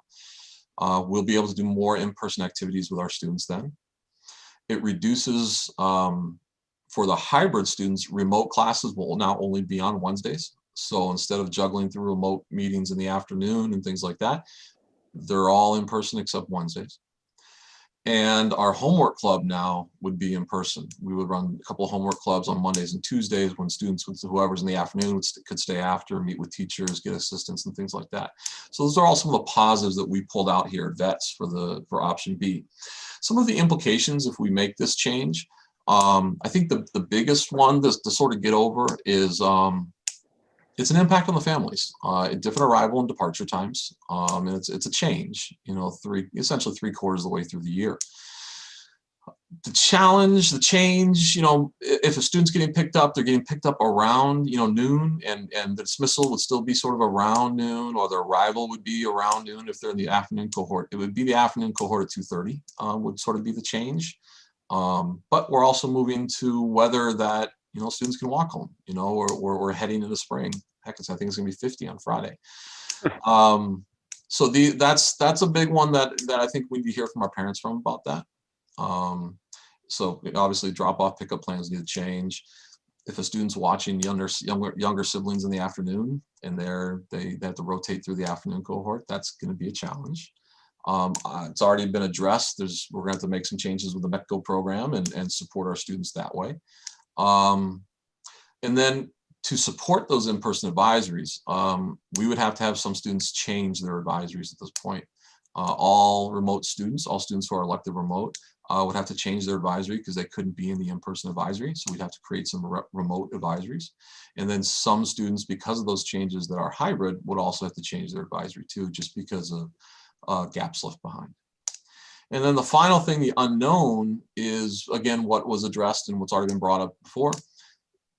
Will this change, necessitate for families to move or drive families to move from one model to the next? And that's when we get very tight.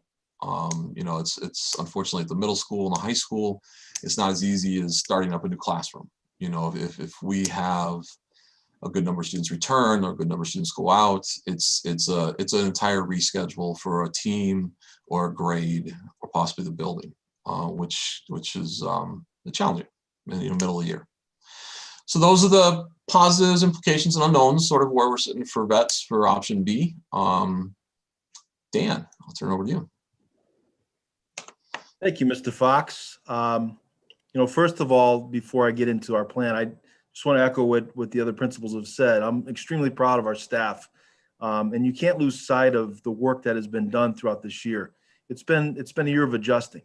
It really has. I believe we've been through 5 schedule changes throughout the course of the year, right? And certainly that impacts our students as well, and our students are resilient. I'm proud of them too, but our teachers really have worked hard and they're resilient. And when Dr. Bucky charged us last week with working on how can we bring students back, as Matt said, we are in the same boat in terms of 6-foot spacing. Everything is based on that. We've spent a lot of time this summer, as Matt's crew did, measuring and plotting and planning each classroom, each section. And as you remember, we had to rebuild our whole schedule to be in a cohort model, right? We went from a 3-foot to 6-foot, and it's amazing the work that Michelle Carlson and Christine Tchaikovsky did to turn that schedule around. So we've done that piece. So when we look at it, we're like, how can we do this? Will a schedule change allow an afternoon and a morning to bring more students back? Absolutely. Just as Matt said, with an afternoon morning break, our students will be back 4 days versus the 2 days. And utilizing a current grid, if I could visualize that, what we've been using all year, where we've been planning by the week, I think is advantageous for us because that allows for some continuity as you bring another schedule change. Although it's morning and afternoon, it's still, we still have the cohort A coming in the morning on Mondays, which they've done all year, and B coming in the morning on Tuesdays. So that continuity is there. The remote Wednesday is there as well. So we've established those pieces. Certainly having the students in the building more, I think certainly would be, and again, I haven't received a lot of student feedback. We just haven't had the opportunity to ask on that part. But I know our teachers are working hard and they'll make the adjustments to make it work as they always do. The other piece too is we talk about screen time, right? And our current schedule, 2/3 of the classes are virtual, they're remote. So a change to this would then reduce it to really 1/3 of our schedule would be remote, and that's Wednesday. So the student that we would reduce screen time, which I think we all want for our students, and also the preparation that goes into preparing remote classes is maybe 3 times as much time required as in person. It really is. It's a lot of work. And we talked about how our teachers really have planned 3 modes this year: in person, remote, and asynchronous. So that piece in itself, I think, would be beneficial in thinking of our staff as well, but also for our students. Having some continuity there, I believe, would be really important. Certainly the in-person hours would be increased, and you have that balance piece. And I know our teachers have done a great job in terms of adjusting with assessments as best they can, but it's still a challenge. And now having them in twice in the week, they're able to balance that because we know the time with them is very precious. We do know that, and we do appreciate that part. I also think that when you look at the implications, you know, obviously in this COVID environment, typically in a normal year, every move has a domino effect, right? One move there's a counter move to everything, and you have to balance that out. In a COVID, what we've found is every move is not dominoes, it's avalanches. So every move, there's all sorts of movement around it. So you have to be careful. And I do appreciate the piece that was said about time. You know, our staff can do anything, but time is critical for them to make that juncture. As simple as it might seem in a change with a morning and afternoon, there's a whole lot of work that's required for curriculum and shifting to that. So time is really advantageous. So I would say the implication for us at this point is, I'm not as good at math as Matt is. I shouldn't admit that publicly, but there would be a decrease in the overall learning time because something has to give. The typical time we have with them is 4 hours, right? In the current hybrid model. If you shift to AM PM, it's got to be reduced to 3. You have to do it in order to fit both in. But is the way off having students in person more important than having, you know, 2/3 of our current schedule remote? That's a piece that's important. The other part too is there's some things that we'll work through. It's just transitional. Right now, you know, the students are dismissed, we jump in remote, we move on. If we have an AM PM, would require, as Matt was saying, the shift in the drop-offs and pickoffs. Now our juniors and seniors, they, you know, their transportation is usually different than our freshmen and sophomores in terms of coordinating that. And also to note, our senior project begins mid-April, so that's going to change. We'll have seniors involved in that too. But I think that's something to keep in mind with our transitional point between cohorts. You know, it's going to be a quick turnaround. We'll do it. We'll get it done. And our students have done an outstanding job waiting in the morning. You've seen them line up and they come in. We just would repeat that in the early afternoon. Also, our Metco students in some special education situations that require transportation, that will be worked out, and that has to be the forefront of our thinking and planning. So all students are included, and that's critical. And obviously the unknowns are this, and I think it's been said, you know, with the K through 6 presentation, you know, we've been on a pretty good mode once we've established the natural break at the quarter. It is a for all educators and administrators. It's a natural break, and our families are used to getting the form about, you know, potential change of learning mode, you know, a couple of weeks out before the quarter break so they can look at it. Our guidance department does a lot of work trying to break down the classes and now working with families to let them know, hey, this is what your schedule will look like. So that time is critical too, because the unknown is, you know, would there be a change by moving to an AM PM? Will families go out or come in? And as situations change, the unknown time is closer to that transition would be extremely helpful. The other piece too, and again, just throwing out, I want to be transparent. Our guidance department is prepared their course selection process based off the current hybrid schedule that has all the different openings so that they can meet with students individually throughout the month up until April 1st or override. The whole process is built on that. So any shift would require us making an adjustment on that piece. So again, the closer we can get to a quarter break, I think would be advantageous for that piece. And then finally, the last component, just to be transparent as well, if the remote is reduced down to 1/3, we're able to survive right now with quarantine situations based upon 2/3 of our current programming being remote. But as we move closer to April and move out of there, it may be less of a factor. So I think I've been more than long-winded, but again, I just want to state again how proud I am of our staff and of our students for being resilient, making the changes and doing what's best for students. Our staff wants to produce an outstanding product for our students, and they want what's best for our students too. They really do. So thank you. Thank you both. Can you just remind me when the quarter break is? Third quarter ends April 1st, and the fourth quarter begins Monday, April 4th. Great. All right, any questions?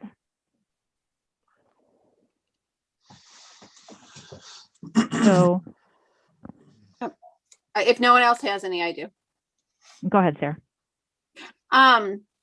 Is breaking into this AM, and thank you very much. Those were very thorough presentations. If we break into this AM PM situation, does that violate any contractual hours? I know that, we have a very specific number, and I think a lot of the parents might think, or a lot of the community might think, well, my kids are there from this hour to this hour, but that's not what our contractual hours are. So I just want to make sure that the math on that works. No, if you envision, if you knew our schedule before, teachers taught, the whole day long from 8 to 2:30. This doesn't change it for them. It's an 8 to 2:30 day for them, and they're teaching their 5 contractual classes in that day. But aren't they teaching them twice now? They're teaching contractual classes in the morning, and they're doing a little bit more in the afternoon for us. Yes. Okay. I just want to make sure that doesn't require any negotiations. This model, if I try to stay from the teacher viewpoint or from the student viewpoint when we're going through this, because honestly, that's where we make our decisions. Yeah. But to speak as a teacher, this is going to allow teachers to sort of slow down their approach and really focus on in-person instruction. And it's been a hustle this year, and that's an understatement. It's been a hustle, and my teachers at vets, I'll speak to vets only. I can't believe the work they've done this year, and so I think from a teacher viewpoint, this is a nice approach. It allows them to connect with their students in person more. Oh, good. And I can attest. I've heard one of your teachers, Tawny Callahan, speak very eloquently and passionately about how much she wants to do for her students and how hard this is emotionally on her as a teacher, so I can say I've seen it with my own eyes, how deeply the teachers in your building care about their students. How are we decreasing the hours per day, Matt, but increasing the length of our periods? Because the way it works right now is, we're an 8 to 12, and we're fitting in 7 classes in that 8 to 12 spot. Now we're going to an 8 to 11 and fitting in 4. And okay. So we're dividing the day, our 7 periods in half. One group takes 4 in the morning, one group takes 3 in advisory in the afternoon, and the next day they switch. Okay. All right. That makes a lot of sense. Yeah, and you said that both cohorts would be given the homework club, right? Not just the PM? Right. It's on Monday, the header, they're in-person homework clubs. So okay. On Monday and Tuesday, whoever stays late Monday, so that would be magicians for us, that's B, they would have their homework club right then and there. And then headers the next day could have their homework club when they're in the afternoon. I have teachers running extra homework clubs. I have, we had a great lead teacher meeting today where Tawny was there actually, and we started brainstorming and having a great time about what we can do with our students with advisory now when it's at the end of the day. They know all their homework that they're going to have going home. What can we do to help them out? Can we start, doing some tutorials through those? And we just went down the rabbit hole of some of the things that we could do with that advisory period. To make it a really rich and learning time too, beyond just the social emotional stuff we always do. Okay. And for both Dan and Matt, so would asynchronous instruction go away? I'll jump into that, Dan, since I've been rambling. That's part of the discussion that we're going to have as a faculty and staff, because we call it AHA work, at home asynchronous work. So we call it AHA work at our school. Some teachers have been using AHA as really a way of flipping the classroom and moving it forward a little bit, given the shorter amount of time. But at the same time, then they might be sort of pulling back on homework. So it's been sort of a juggle. I personally, and I want to talk this through with my faculty, You know, I would lean towards, because students are going to be in school every day, that we sort of slowly start reverting back to the just standard approach of homework. And we even talked today about putting together videos for students about how to manage their time in this new schedule, sharing that with students in upcoming advisories, and then sharing that with parents at home. Like, how are you going to juggle now when you have homework in the afternoon, you got a virtual class the next day, when should you get it done? And we literally walk them through about how they're going to do some of this time management piece for the last quarter of the year-ish, you know. So that's part of our approach that we're taking as far as time management. Okay. And is that the same for you, Dan, I'm assuming? Absolutely. It's been a year of adjustment, and certainly adjusting the asynchronous, and certainly with the high schoolers, you know, being able to work through their schedule. There will be an adjustment currently, you know, because now they're seeing them more in person, but there will definitely be a natural adjustment to that. Okay. I just keep getting struck by the fact that we're the magicians, and I really do feel like these teachers have like performed magic and flipping back and forth all year long. Can you logistically get all your students in and out? I think it might be actually easier in Matt's building because of the way at least when I drive by, I mean, it seems like there's just a flood of children on the street versus Dan. Would you like me to speak to that? So my post is out in front, so I've been timing, you know, as we shifted, remember, we shifted to schedule number 5. We reduced our passing time to 5 minutes because we were timing it and saw 5 work. So today it was like 13 minutes that once we dismissed, again, we're only at half the building, a little less because of a remote learning cohort, you take those students out. So the traffic really was pretty much empty in about 13, 14 minutes over the last 2 days. So with that being said, you know, we've done a good job. Our students have done a remarkable job. We let them in at 7:45, and certainly the colder weather, we have them wait in the field house where it's a little warmer. But they've done a good job now getting into the flow. Really, it doesn't take long to get them into the building. So I think the important piece too is protecting the teacher and staff lunchtime, right? Because that would certainly be a component and that's incumbent on the administrative team. So we've been talking on strategies. We'll get the students out, they get out quickly. And then we'll be able to wait till the next group comes in and then get them in. And the other piece too is, remember, again, senior project comes into play, you know, April break. So some students will be off on internships and stuff, and that may reduce the amount of traffic in flow. But the students have really caught on to, you know, getting it. They know if they're here at 7:45, they'll get in the building by 8 easy. So we can do it. It'll require the admin team to really work on that. Okay. For us, it's a similar sort of juggle. You know, we have 2 cohorts, and for whatever reason, magicians are a little slower in their exit of the building, and that's today. Each cohort has its own personality, but even today there were 7 minutes. You know, our campus was cleared in 7 minutes. It's, you know, it'll fall on me and Julia Ferreira to manage that second start of the day. That's because teachers will be in their lunch. But I think it's doable. You know, I think even asking parents, if you have to drop off and pick up, then maybe we drop off on campus and pick up on the street. You know, something as simple as that, where we're moving the traffic into 2 different areas, especially in that middle of the day. So, I mean, there's ways to work it out. That's part of the nitty gritty, and that's why some time between now and the start would be helpful. Yeah, I actually, when I think about, not that a half an hour is I mean, we went through all the traffic studies for the new school, but the fact that this will be a half an hour before the K through 6 might be better, because then it's not the entire town out flipping at the same time, because we know that street can become congested. And with more weather, we'll have more bikes. So that'll be even better at our building. With better weather, we'll have more bikes. So when realistically do you guys think this is going to take a fair amount of planning? When realistically do you think you would be able to implement this?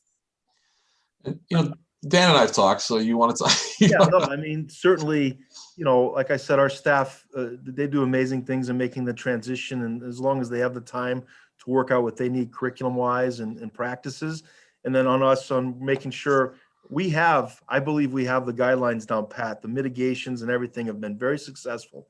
The students have done a great job, teachers. So we have all that piece. It's just a matter of putting it together And again, just that natural break piece, I think to me just makes sense in terms of how that goes. But I'm not making the decision on that, but I'll turn it over to Matt if he has any different thoughts on that. Yeah, and I think, we took a look at a few dates. We said, what could we get done here and there? And I think the only thing looming over our heads would be requests for changes, and when the change in instructional mode would happen for students, depending upon what a family. And because like I said at the beginning, it's a substantial change if we have a big number of students leaving or returning. I have very few spots in our remote program. It was very tight this last quarter. We're maxed in our remote program, just about. We're at 25 students, and I can't just open a classroom. To open a whole nother section of remote, if that's the case, would entail rescheduling an entire grade. Students would have to change teams, and not just the students that want to go remote. So it's impactful. So I think, Dan and I would probably really have to invest in a survey. I don't want to say a binding survey, but some sort of guarantee that this is the plan moving forward, or what is the plan moving forward. And this is the drop dead date where you have to tell us. If you don't tell us, then you're staying for fourth quarter. And I hate to be black and white, but there comes a point where you have to make a decision with what you got. Dan and I could both turn this around, right? Pretty quick if there's no changes. I mean, there's going to be some special ed considerations, what's taking place, and so on and so forth. But our days run with periods, so moving periods around is moving, like blocks on a table. You just readjust them.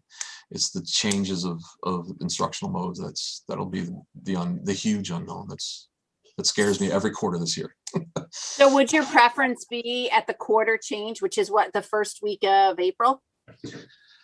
I would, if you put me in a corner and said, well, if you gave me a magic wand and said it's yours, I'd say yes. But like Dr. Bucky said, we can make whatever work. We're just going to have to invest time into making it work. Okay. Yeah. Yeah, I just want to make sure we're, like Dr. Bucky said, do it right.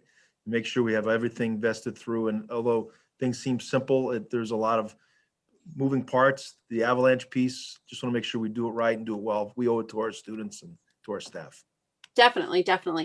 Now, how far off are we on meeting this 6-foot number in your two buildings? I know that, we had thought we were there, and then we remeasured and we reconfigured.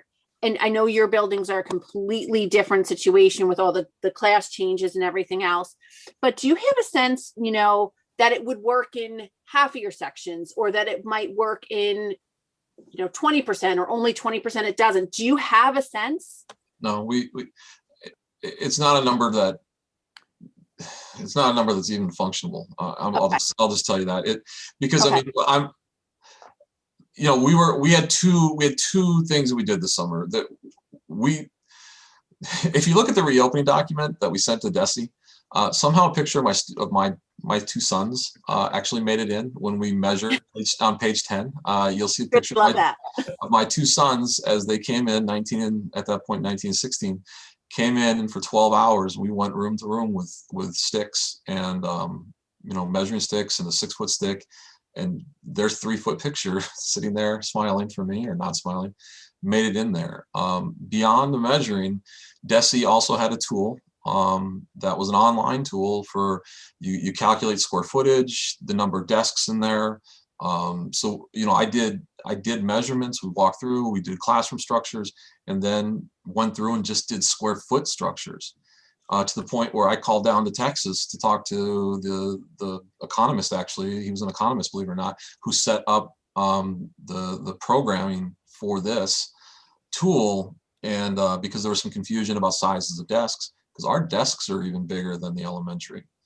So I mean, we've gone to the wall with this, literally, and it's just not feasible. I mean, I'm looking. I have my laptop here with the data up, and it's with 6-foot spacing. I'm at 16, and there are very few classes that are 16, and most. I mean, that's a chunk of my classrooms, and that would be wall to wall. Okay. I didn't have a sense if it was if we use the field house and or the auditorium, or like if we were anywhere close to it, but you've answered that. I was just more felt I needed to ask. That's fine. Yeah, we follow the same process. I couldn't get my children to come in; they're too old. Come on, Dan. But Lindsay, Yeah, and yeah, Michelle, my son and your daughter are the exact same age. come on, go with this son here. Will you help me out?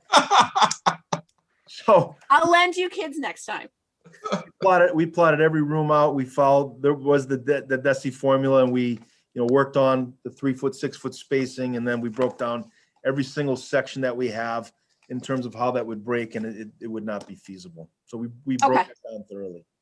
Okay. So it's not a narrow margin. It's a gigantic margin that we're off by. Yes. Okay. All right. Thank you very, very much. And just while I have the opportunity, I've heard really good things about the program you've put together since our last meeting. I know for sure Dan did one. I don't know if Matt did one, to kind of answer the concerns and meet with those students. So I just want to acknowledge that and thank you for that. All right, Megan, and I think you had some questions. I don't know that I necessarily have questions. I have to be 100% honest. I wasn't so sure about the AM PM model coming into this. But I think Dan and Matt, you guys have done a great presentation. There's obviously a lot of work that you've put into this and so many details. So I think the avalanche analogy is a good one. There are a number of things that I do like about this model, to be honest. I think first and foremost, getting kids in person 4 days a week even. Giving them a reason to get up and get dressed and get out of the house and come in is important. I think the homework piece of it, not necessarily the homework, but the time management skills, is also an important thing to, that I hadn't really considered. So I think that's something, especially that age group is something we need to start getting back in the habit of.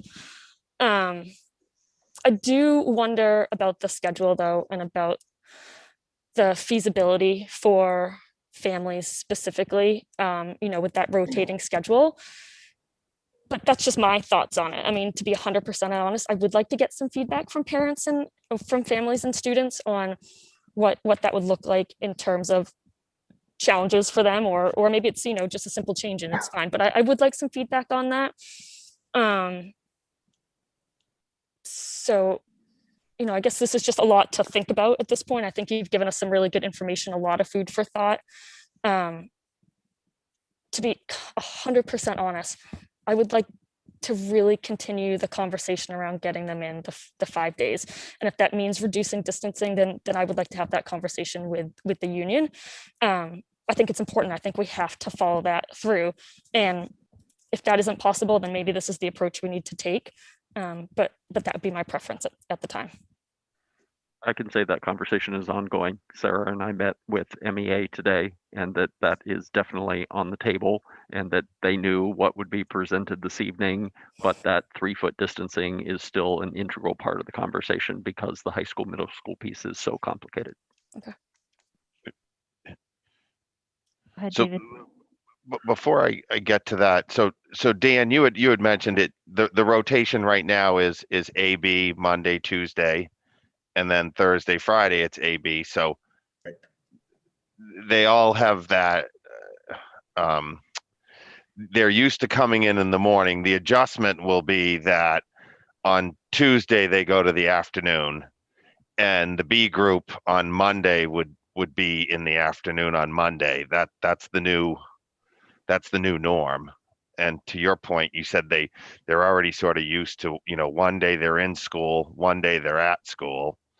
So there is a little bit of a rotation going on. It seems like the adjustment, as Dan said, is the afternoon piece. And I think, to be clear, the middle school, the advets, those kids, you're in person. So you're in person on Monday, and then you're asynchronous in the afternoon on Monday, and then you're asynchronous in the morning on Tuesday. So for cohort A, I'm talking, and then you're synchronous Zooms in the afternoon on Tuesday. So really, what you're doing is you're not flipping the way that they have to tune in a lot, anyways. I'm right, Matt, right? I'm getting this correct? Yeah, essentially, whenever they had afternoon virtual classes, they now have afternoon real-time classes. Mhm. And not just afternoon real-time classes. Our virtual classes are 20 minutes. We're now talking 3 classes of 46 minutes each. We're talking real instruction, real learning, a real experience and time with their classmates, and an advisory in Yeah. person. I just want to clarify because I'm confused by what David said. David, were you saying that you thought, children may switch between whether they go in person in the morning or the afternoon? Because my assumption was if you were A, you're always in the morning. If you're B, you're always in the afternoon. No. It switches day to day where you are. Okay. Yeah. We're the sort of sticking point with that because we have 7 periods. Dan has 8. Dan has an easy switch between the two. So our afternoon is composed of 3 classes plus a shorter advisory. So we're juggling to fit 7 periods into 8 without creating a study hall or something like that for a 12-year-old.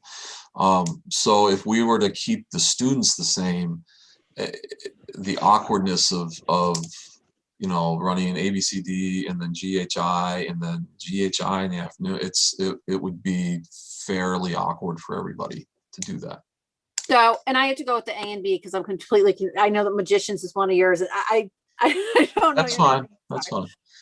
So just so I get this right, if I had 7 through 12, they would go Monday morning, Tuesday afternoon, Thursday morning, Friday afternoon, potentially. Yep, that's correct. Okay. And for us, that's how a header goes through the week anyway. They have Monday morning in-person class. So A has Monday morning in-person classes right now, Tuesday afternoon virtual classes, Wednesday remote, Thursday morning in-person classes, Friday afternoon virtual classes. So but without the transportation need. Right. And I get it. That's why I said that's the big change is it's a familial change there. Yeah. And I think Let's that's hope this for good piece. weather. They can walk. That's this piece where we're talking about the social emotional aspect of things, and particularly for this age group of being able to be in person every day and connected with their peers in a more meaningful way. I think I'm really glad to hear these updates because I think last Thursday at reopening, this plan wasn't quite where it's at today, and I had a lot of concerns over it. Even as the middle school parent who really wanted to see this push forward. So I'm really happy with how this has sort of come together. Like Megan, though, I think I think it would be beneficial to have some more feedback from parents, just because we are asking for this flip-flop. My kid walks, so it's not that big of a deal. But I think Sarah may have mentioned, that then your childcare may go away. And I was like, oh, shoot, my 3rd grader's not going to have a big brother at home at those points. So I think that there are these really big pieces for parents to work out. And so I think having a little bit more info. I also think it would be, these are kids, we polled them before on what their thoughts are on their learning model. I think it would be interesting to get a little bit of feedback from them too, if possible. I think, again, referencing Commissioner Riley's statements today and where his head is at, this group is certainly the tough group. And I think, he noted that the high school 9 through 12 is even tougher than the 7 and 8. So I think this is a good next step. I think this seems like a good next step. I think you guys are clearly asking for a bit of time to sort of have all the ducks in a row. I guess I'm hesitant on the quarter break. It just seems like it's a ways off. And I get antsy around the conversations and the public comment that we had from a few weeks ago to punt this with this group for another month. And I think it needs a little bit more info before we really move forward. So I think one of the things that kept coming in my head is that we have a meeting on Thursday. And because of February break, we have a meeting next Thursday as well. So we have quite a few lined up right in a row right now where we can really get some info, hopefully, and make some make some choices. I mean, I guess that's just where my head sits tonight, that it seems as though we're moving forward towards this, but John has also noted we're continuing talks with the MEA about the distancing. So if that can change, then we've got a lot more options than an afternoon, a morning and afternoon flip flop. So I guess that's where I sit with this. Emily. So I just have a few questions, comments. So the VETS plan, I really like. I'm so glad that it's 3-hour chunks, because at first I don't think it was in that. So the 3 hours with an actual 40-minute class is going to be so great, I think. And then it follows the schedule they're in now. So it kind of just, like we're saying, brings them in and they get to be with their teacher more. So, but my concern is at the high school, because I don't know exactly how it works, but I know that they're in, so cohort A is in person Monday, and then they have remote after school. Is that correct? In the afternoon? So what we've done, I'm sorry, I'll wait. No. Yeah, just you can answer that right now. Right, so our A is in the morning, and then we join the cohorts in the afternoon for 2 remote classes, Monday, Tuesday, Thursday, and Friday. Right. So those are 50-minute classes, so that's where the adjustment is made, just in the large puzzle. Right. That was a big change for us that allowed us to have more instructional time. If you remember back in maybe October when we put this together, was the afternoon remote classes, because of Tuesday B would be in, and then in the afternoon they both join. So Thursday, Friday, same thing. Right. So now with this new plan, that afternoon remote chunk is gone. Correct. So they lose those 2 periods, I guess, right? Correct. So again, it's that balancing of, do we want them in, but then they're going to miss out on some learning, and is everybody okay with that? So, I mean, yeah. Yes, and certainly when you do it that way, there's something has to give and do this, because now you're bringing, it's virtual is one thing, but now you bring them in, so you have the logistics of that to carve it up, match the morning, but at the same time, you see your teacher in person twice and once virtually. The way it's happening now is you see your teacher in person once and twice virtually. Oh, okay. So in a way, it's actually better. So Okay. you weigh that in terms of person versus the virtual component. Yeah. So I guess all that clarification is really good, and to have just let people know that, because when you just look at it on the surface, it's like, oh, well, they're missing out on all this time. But then if you think about it, they're actually with their teacher more. So that's great. And then I also feel like waiting till April 5th is a long time. It's 6 weeks from yesterday. I don't know what the right answer is, but to me, that's a big chunk of time, and those kids need to be back more. So I think we need to talk about that. But also, I do agree with everyone. We need to find out what parents and students feel about this change. I don't know, because I was kind of against it, but now after hearing about it today with this presentation, I'm like, this sounds good, but I just would like to hear what everyone, and even how teachers feel. I know at VETS, they said that this would be great. At the high school, do they feel similar? Did they like the idea of this switch? Well, we were working through everything, and obviously we have some more time to work together, so we're just trying to. Yeah. So, but just over time, just like finding out how everybody feels about it. And also, like, and like what Megan said, if we could do the 3-foot distance and kind of solve a lot of these issues, I'm a big proponent of that, but I know there's a lot that has to go into that. But so if we just can keep having that conversation and, like John said, keep that going, that would be great. So thanks. David, go ahead. So I think on the issue of the 3-foot distancing, where I come in on that is to some of the comments that we heard about where we were in August. And I wholeheartedly agree where we were as a country, as a community, as a school district, and what was happening with COVID. And 6 feet was one of those things that was promoted at the time, given that what we knew. And I think that over time, there's been some changes that are leading us to allow for people to be closer than 6 feet. And I think, for instance, the most recent CDC guideline update that you can find, or there might be others, but on February 11th is that, basically we're at a point where we're promoting behaviors that reduce COVID. So that's very solid. People are accustomed to those behaviors. We're in a situation where we're maintaining healthy environments.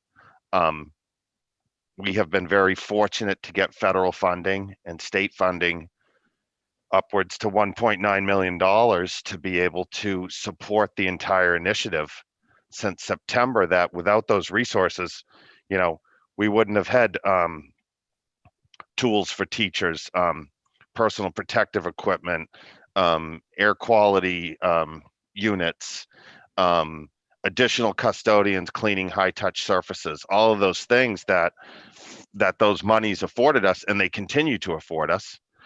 We know that there's monies that still haven't been spent, and we also know that there's another round of funding that's come forward to us. So I think that's just a huge difference from where we were in August. And I'm sure if you talk, I mean, we've heard it from Dr. Bucky and Michelle and others that obviously that infusion of funding has helped us come to a different place. So we're maintaining healthy operations as well. And then I think also, as we've heard from all of the teachers and administrators, that we're very prepared for when someone gets sick. So we've seen those limited instances, and it's really not that it's being spread throughout the schools. But if there is an instance where an administrator or a staff member or an athlete gets sick, we have guidelines and procedures and policies in place that probably didn't exist in September until you actually go through those situations, until they happen, and you have to walk through them. I've done that at my day job and experiences, and having had COVID and gone through it was a whole nother experience. And I think even my experience from November, now they're talking about 10 days instead of 14 days because they know more about COVID. They recommend that you don't need to have a negative test to go back to work. Whereas, 3, 4, 5 months ago, depending on who you read. So things have evolved and changed. And I think the 6 to 3 feet, we most recently heard from the Marblehead Board of Health, even that it wasn't necessarily the policy of the Board of Health, but it was a recommendation that they were making. And I think Dr. Bucky, you even said when that meeting a couple of weeks ago, where the Board of Health said, it doesn't mean we can't go to less than 6 feet, but it was certainly if we can. And so we're recognizing we can do that in K-6. And we've heard from Matt and Dan that in most situations we can't do it in the high school. But I think if we are continuing to do those 4 bullets about what we know about COVID so far, I would like to think we could continue to look at that and have 3 feet distancing, or distancing less than 6 feet, because as we've heard, there might be a couple of kids that are 3 feet apart from each other, but then there could be 16 kids that are 6 feet apart from each other, or a row of. So I know Matt doesn't want to bring his kids back in and do the sticks and the measuring all over again, and we've been there and done that. So I understand that piece of it, but I think there is a change right now in what 6 feet meant back in September and what it means now in order to safely provide education to our students. And I strongly encourage the superintendent and hopefully the MEA to have discussions about that and considerations and not just overlook that. I think that that's absolutely where the conversations are starting, is that, you know, as it's been mentioned multiple times tonight, we are in a very different situation. Our data is just, it bounds from where it was in September and August. You know, the things that we had concerns about, many of them thankfully didn't pan out. And now, you know, our concerns have shifted into other places where we actually have data supporting those concerns.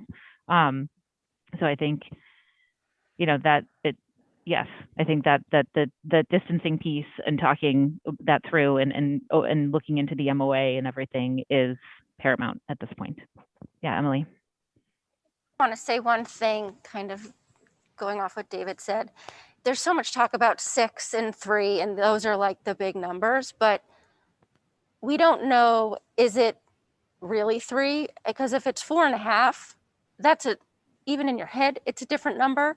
And I know Beverly is at 4.5, and that's the number they picked. So I think finding what that minimum number is could make a difference. Maybe we don't even have to get to 3. We just don't know. Maybe we do know, but that information we should find so that depending on how, like, maybe it makes people more comfortable if it's 4.5 feet. That's the lowest bit, and some are at 6. So I think just getting more information on that would be helpful, and not get so stuck on like 6 and 3, and try to find, you know, again, be creative on how we can do it. Yeah, I think there's an inevitability that there will be classes at 3 feet distance, and so it will have to be that distance in the MOA. So because of that, you know, that is sort of that magic number. But it doesn't necessarily mean that every single class at the high school and at VETS is going to be at 3 foot distance. Right. When they can be more distance, they absolutely would be. Right. I guess knowing that, what those numbers, like, right, that information would be great to know. Keep getting more data. Yeah. Absolutely. All right, there was one question that popped into my head and now it's gone. Oh, yeah, go ahead, Megan, then Sarah, I'll come to you. Well, I was just going to ask just, you know, because we do have 2 more school committee meetings coming up. And if I'm putting you on the spot, that's fine. You can come back to me. But just the timeline for kind of getting to the next round of information. Like, I don't, you know, we want to move this along quite as quickly as possible, knowing that there are a number of conversation and moving pieces. But if we can just have a general feel for what that timeline is going to look like, I would appreciate that.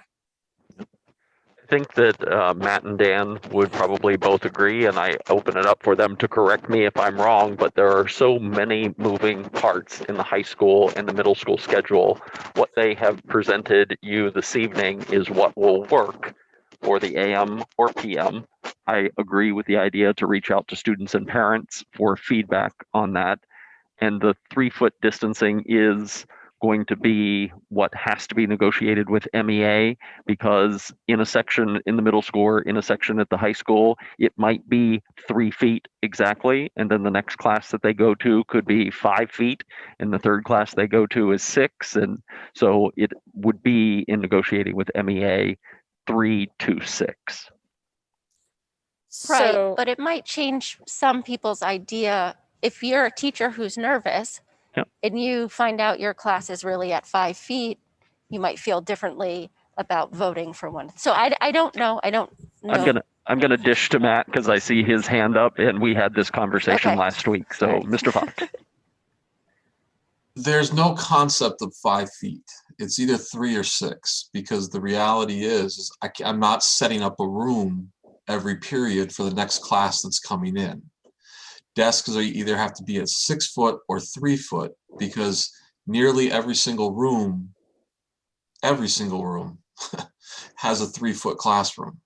So the reality is there's always going to be kids within 3 feet of each other, because even if a smaller class comes into a room set up for 3 feet and they don't need every 3 foot desk, there's going to be kids within 3 feet of each other because there's not enough desks to all be separate. There is no 5 foot. You know what I'm saying? Is that No, there's see, that's really good information to know, because, right, so different classes go into different classrooms, like right every period. it's, So well, that, okay, you know, so Mr. Pasicow, our Yep. social studies 7th grade teacher on the red team, might have a class of 20. right. Okay, but he's also got, I know he has a class of 25, and he might have a class of 19. That's the smallest maybe. So in 19, you might, you know, there might be a little, you know, but the reality is that we're not going to move the desks. Well, right. Okay, They're all so going that, to be 3 foot, and the you might be able to students, yeah. skip one desk hither and yonder. Right. But every desk is set for 3 feet. Okay. It's a fallacy to say that, well, Right. this room could be 5 feet. The Right, Beverly 4.5 feet. They're only doing that at that pre-K 1 or 2 level. My Okay. son goes to Beverly High School. He's 3 foot. They have 3 cohorts there. He goes either once a week or twice a week, depending upon his week, to school. So there, I'm sorry, I mean to interrupt, but I just, No, but that's good. That's great information to know just when we're gathering information. So thank you. So it seems as though I think that based on the MEA conversation, that there may be some additional information to share this Thursday. There may not be. It kind of depends on how quickly they can turn around meeting times and everything. But I think maybe next Thursday, can we have some data from some surveys back from the high school and middle school parents and students, and then hopefully have a bit more information on from MEA at that point as well. I think that's very doable because I know what we did last week in the retreat, and Nan worked with building principals on surveys. And so they could take the existing questions and then add some additional for the information that's been requested this evening. And the turnaround time on that could be pretty quick. Okay. Sarah, I don't want to forget that you had something else. Yes. Now that I understand this better about how this AM PM thing works, because I was confused about you'd always be one or the other. So will that mean that our special education and our METCO students, some of our special education students that are now going, you know, to both cohorts, and our METCO students will get a full day essentially, because they will stay in the morning, they'll have lunch, and then so every day they'll get a full day of class? the medical program we're still working out, but that was the draft we came up with, them coming in for a full day. We already have some students coming in for full days. So they're in, you know, with teachers, they're in the office with me and Julia, taking their virtual classes. It just works better for some students to be in class more, or to be in the school. Okay. We have our medical students are here full day as it is because we have the virtual classes. There's no way they could get home in time to tune in. So we already have that arranged. And I spoke with Nan this morning, who spoke with Heidi. So we're working on provisioning for that if we move forward. Okay, so we can accommodate all those students. And then the bus, like if we do our own busing, we have limited buses. My sense is we don't rely as heavily on buses at the middle school and high school level as we do elementary. But is there going to be a problem with that we now have an 11 o'clock drop off or pick up, an 11:30 drop off, and then a 12 o'clock drop off somewhere else in town? I don't believe we bus our 7 to 12. We do not. We don't at all. No. We do not. Okay. Okay. Even our special education students, none of them? This year, no. Okay. And if we do, it's such a small number that we can make it work. And the bus guidance actually just changed greatly. They basically deemed buses to be completely safe. Oh, I wasn't thinking about the spacing. It was more like getting to 3 spots in an hour. Okay. Thanks. All right. So it sounds to me, just to sort of recap this, like we're obviously not making a decision for 7 to 12 this evening, but that generally the committee is leaning towards adopting this AM PM model for 7 to 12. We want a little bit more data first. We want some feedback from parents, and we want some feedback from students before we actually make a determination. I think I would reclassify my perception anyway. I would really like to see us get the kids in 5 minimum Yes. 5 half days. That is my preference. And that is what I'd like us to work Yes, towards. but This is a given, plan B yes, for me. given no change to the 6-foot distance, if we cannot get that done, then this is where we're at for now. Yes, but I really want to Yes, agreed. try to make that Same. happen. Same. Yes, I agree too. Okay, so we will obviously continue to keep this moving along and updated and getting information to everyone. Okay. All right. Thank you very much, Dan and Matt, and to all of the principals. I think everybody's still on here, so I appreciate that and all the hard you. work that's been done. Yeah, thank you. I know it's been a long night too, a long week. So I appreciate all the work you guys have done. We all do.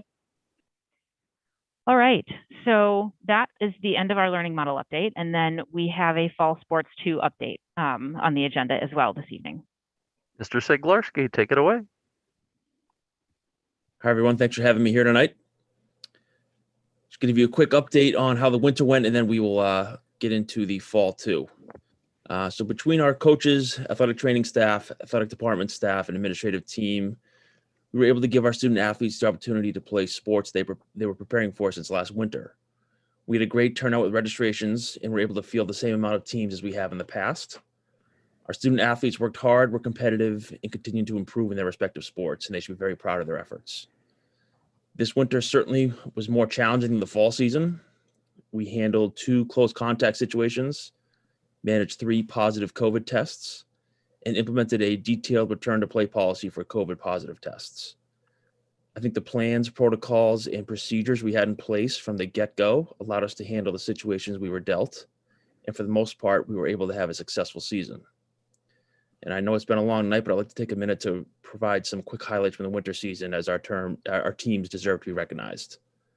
Our boys hockey team went 8-4-1 and had nice wins versus Danvers, Masco, and Winthrop. And I know Coach Wells was very happy with the team's efforts and attention to detail.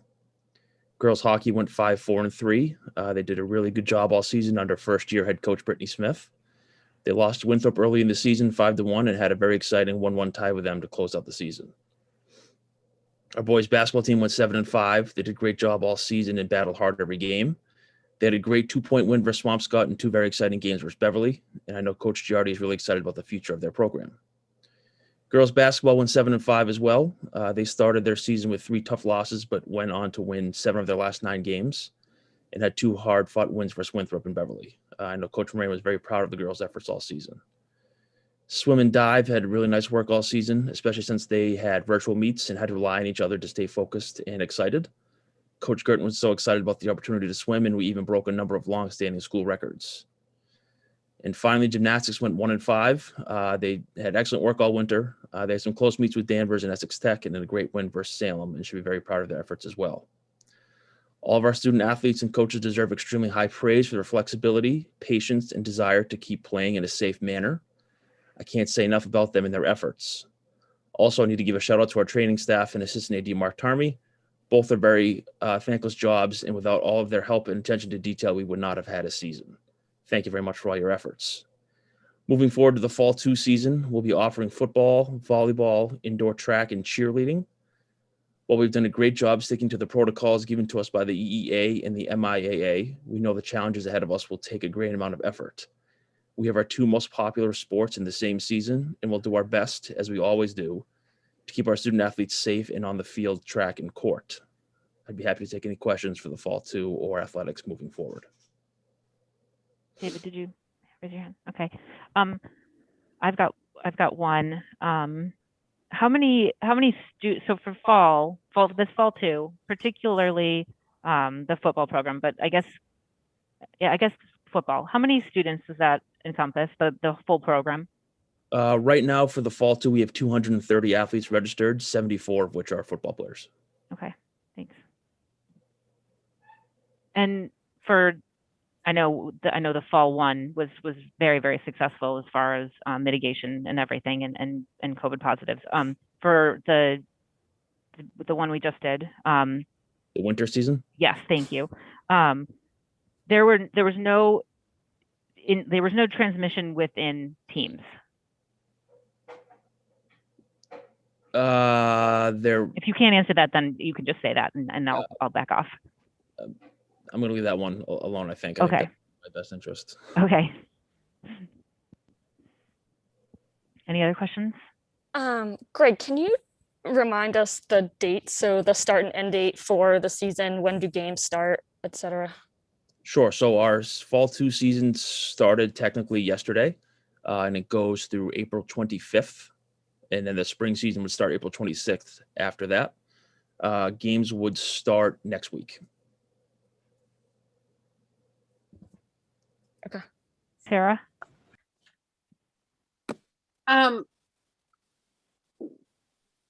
Who, when, obviously when there's athletes on, the field or on the court, their coaches are there and supervising to make sure that they have all the protocols, and there are a lot of protocols, I know. But when they're out, like, you see the teams running by or whatever, who supervises to make sure that they're following the protocols? When they're outside the building, you mean? Like, yeah, like if they're going to do a long run or something like that. So our coaches will go out with them. For any of our distance runners, like for track, we just started yesterday. Our distance coach will go with them. Okay. They're inside here on the track, or they're going to move to the outside track as soon as we're able to. And our coaches will all be over there, our whole staff. Okay. All right. So the football, the 74, is that like varsity, JV? Program wide, it's 9 through 12. There's Okay. 17 currently for freshmen, maybe 18. And then the rest would be kind of JV varsity combination of both. Okay, so they're not all like practicing at the same time. No, we'll have it separated where freshmen practice first, and then there'll be a little bit of overlap where they're finishing up in the varsity and JV are warming up and stretching, and then they'll freshmen get off and the other guys stay. Okay, and so are they inside right now or outside?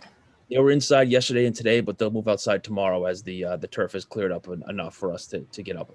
Back Okay, up. so they'll be practicing outside and playing, obviously outside. Okay. Obviously, we would Right. practice all together. But the other 3 sports are inside, right? Cheerleading is kind of outside, I guess. It was kind of both, and then as soon as it's nice enough to get track out to the track over at Village, we will send them out there right away. Okay. Okay, thanks. I just had one more question. Just, Greg, how do the spectators work? I mean, again, we've talked a lot about changing in science and where we were from the fall. So especially where, for football and cheer, where we can be outside, how does the spectators work? So unless things change in our next NEC athletic director meeting, we're going to stay with the 2 spectators per home athlete, and that has to be either a parent or a household member. And then nothing for away, right? Nothing for away fans, no.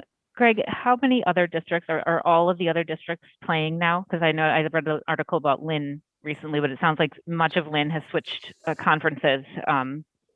Yeah, so the Lynn schools are they joined up with the Greater Boston League, Somerville, Everett, Medford, those types of schools over there that used to be with us, and they are kind of having custom dates for their season because they were able to play now where they weren't able to up until yesterday. But otherwise, everyone else in our league is playing the same sports. Okay, so then they're all in on fall 2. Yep. Okay, and all of these are fully masked. Oh yeah, absolutely. Okay. Absolutely. Okay. Any other questions? I was wondering if the public is able to ask. No, the public can't ask questions. Sorry, there's time for public comment afterwards, and then so we'll allow people to speak, but then you can also email us. I can take emails and phone calls too if need be as well later on. Thanks, Greg. So the football program is obviously our largest program, it sounds like. What is the largest number of students and staff that if there was a positive in our largest program that would be put in the quarantine Right. mode? Can you say that again? Sorry, I cut off for a second there. So what, I'm assuming football is our largest program. What Yeah. is Track. You know, Close. okay, so if there was a positive, what in our largest program, just to give us an idea, how many staff and students would be put into quarantine? For a sport like football, it would depend on when it happened because they practice. Their practice plans are different each day leading up to their games. Whereas track, it would be pretty easy to kind of separate their pods out because they are separated by distance, by sprinters, by throwers, by high jumpers, etc. Football is a little bit different where you have probably your starting 11 on either side. If they would be going against each other in practice for the most part together, and whereas other kids would kind of be on the sideline who are still learning plays, who are still trying to work their way in as maybe a sophomore or a junior waiting for a starting role. So we're not quarantining the whole team the way we seem to have in the past. It would really depend on the situation. When if something were to happen, like even for volleyball, we have enough separation like between our coaches where they probably wouldn't have to be in quarantine. Again, it would really determine case by case. I know it doesn't really answer your question fully, but that's the best I can give you right now. But I don't think it sounds like, so if our track is our biggest program, we're not going to quarantine the entire track team. Likely not. Right. Because it's not like basketball where they're all together. They're doing their separate things. Correct. And even right now we only have half the kids in for track right now at a time. So half one day, half the next day. And then they're separated as well after that. Okay. So just to throw out an idea, since extracurriculars are an opt-in, can we require them to agree to the pool testing program and pool test our teams? Can look into that. I don't know that you can compel someone to participate, but certainly worth reaching out to Amanda Rivers, to reach out to Project Beacon to see if that is a possibility. I don't know the answer to that right now. I don't know either. I just thought where it's not, it's like public education is a right, like playing a sport's not a right. It's a privilege and an option. I didn't know. The answer maybe no legally, but thought. Yeah, I can look into it. I think Salem may do it. I can reach out to their athletic director and see what he has to say, but I'm not positive. So in the past, we've voted to support the athletic program moving forward. So that in my head, we would continue that this evening. So do I have a motion to support Fall 2 athletics to move forward? So moved. Emily moved. Okay. Megan second. Anything else to be said? Yeah, and thanks again to Greg and the coaches and the staff and parents who have had to, limit attendance at events and make sure we're adhering to all of these best practices that we know. So to make it possible. So thanks to everybody. Yeah, I agree, David. I mean, just kind of like the actual sport is a team effort. So is kind of making it all happen in COVID. So I just appreciate all the work everyone's done. And again, the flexibility. Yep. I think it's worthwhile looking into the testing piece. I think Sarah makes a good point. But I obviously support the athletics moving forward. I think everyone's done a really good job in following the protocols. And while we have had COVID cases, I think because we've got the protocols in place, we've been able to manage those. So I'm confident, Greg, in your ability to keep that going. Thank you. Yeah, I am in support of this, and I think it speaks to a broader level of support for, again, this push for more in-person learning, in my opinion. Absolutely. I quite frankly struggle with the idea of having football move forward, and football to me there's like a piece with football because it is so contact oriented, where I know that it is a voluntary thing, and that the kids that are doing it know what the risks are and everything, but at the same time we've run our sports very successfully with the mitigation, and even in our CDC guidance that just came out, as complex as it is, our community is supported in moving things forward and further in person. And the biggest hesitance that they had, and I will preface and say I do have a little bit of qualms with that guidance, but the biggest hesitance they have, even in communities like ours, where they're saying that more in-person learning can be happening, even at the 7 to 12 levels, is that sports is another thing. And so again, I think that our data supports us proceeding forward with our sports programs. And I think that same data supports us moving forward in returning our students to more in-person at less distance, quite frankly. Yeah, I think very well said, Sarah. Greg, you're comfortable looking into the pool, like asking if we can do that, because I think that might qualm some of those concerns in the community that Sarah kind of just talked about a little bit. Yeah, I can work with the pool testing and with Dr. Bucky about that moving forward. He and I can discuss that for sure. There was a testing question that came up earlier in the MEA conversation as well, so we can follow up on both of those pieces. All right, we've got a motion and a second. Roll call is Sarah Gold, yes. Megan Taylor, Emily Barron, Yes. David Harris, and Sarah Fox. Yes. All right. Have fun. Thanks. Hey, really quick, I forgot to mention the ski team. They did a really nice job too. I'm sorry for the ski team and coaches. You guys did an awesome job. Got to the mountain a couple times a week. Sorry about that. Didn't mean to forget you and keep you off of my update. All right, great. Thanks, Greg, and Thanks, Greg. thanks for sticking around and filling us in. All right, so that brings us up to public comment. I've got a couple of hands raised already. So if anybody else wants to make public comment, it is pretty late. We do have another meeting with public comment again on Thursday. And so if people want to take a day to sort of process this and then speak eventually at that meeting, I would encourage that. So I just would ask people that they keep it short to maybe like a minute or two comments this evening, because again, it is getting pretty late. So Susan, you have your hand up. Hi, thank you so much. I will be brief and just first thank everyone for all of their hard work and so respectfully coming together to hash these things out. I'm a parent of a high schooler who's in hybrid, but has not been in very much due to concerns about spread.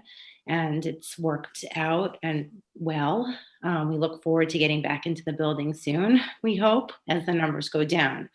As I'm hearing the proposal for the high school and I really do appreciate that more information is needed from parents and kids about how they're feeling about everything. One thing I just want to point out is that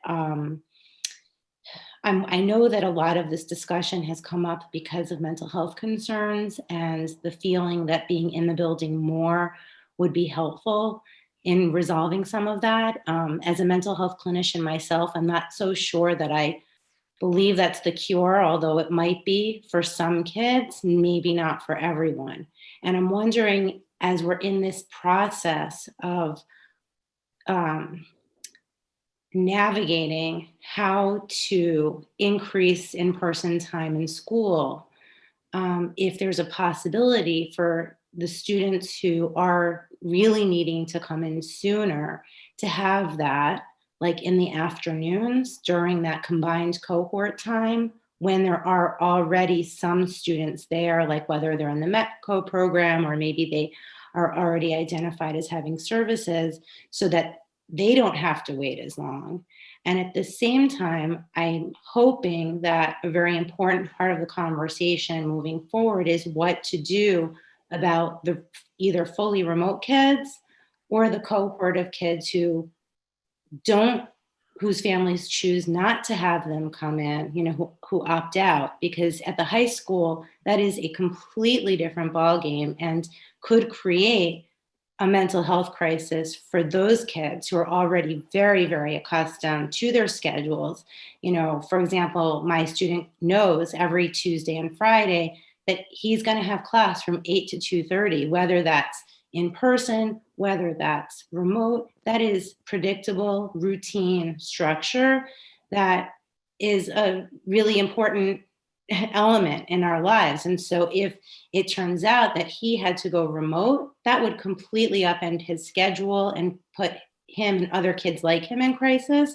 So I just think that if we're looking at that piece, it has to be that we need an identified plan for everyone, so that we're not trading one set of circumstances and problems for another.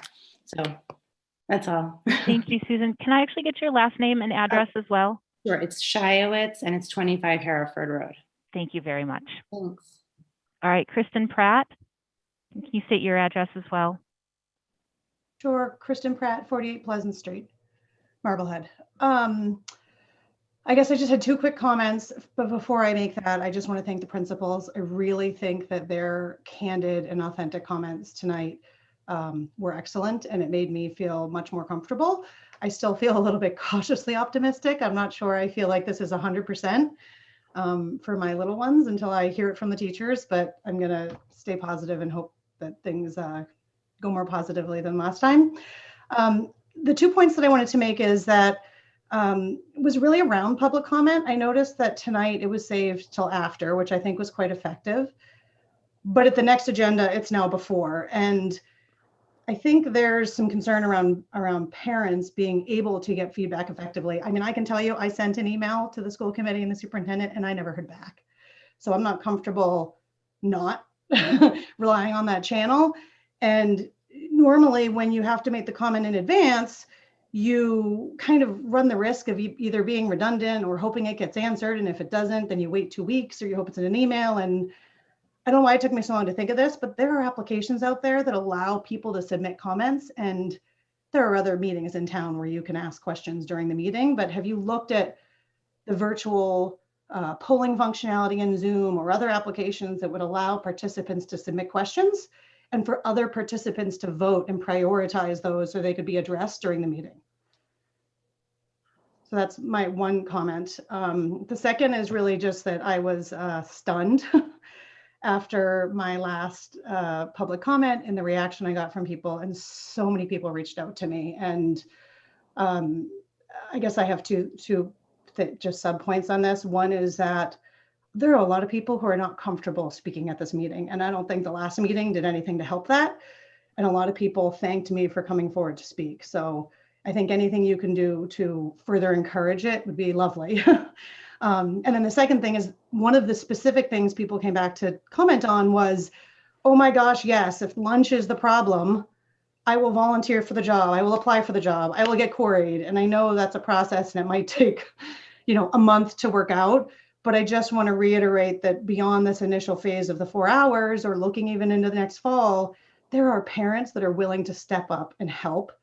And, I would encourage you to, I don't know, if anybody wants to reach out to me to take advantage of that, I'd be happy to try to put together a group of people, because I really think that might be something that's not as complicated to solve. So thank you. Thanks, Kristen. And I'll see if I can find any info on some of the other things that you had talked about and how other districts may be using them. Yeah. Yeah. And I can share application names. I use them all the time for work. Thanks. Pat Noonan. Thanks, Sarah. Patrick Noonan, 15 Beverly Avenue.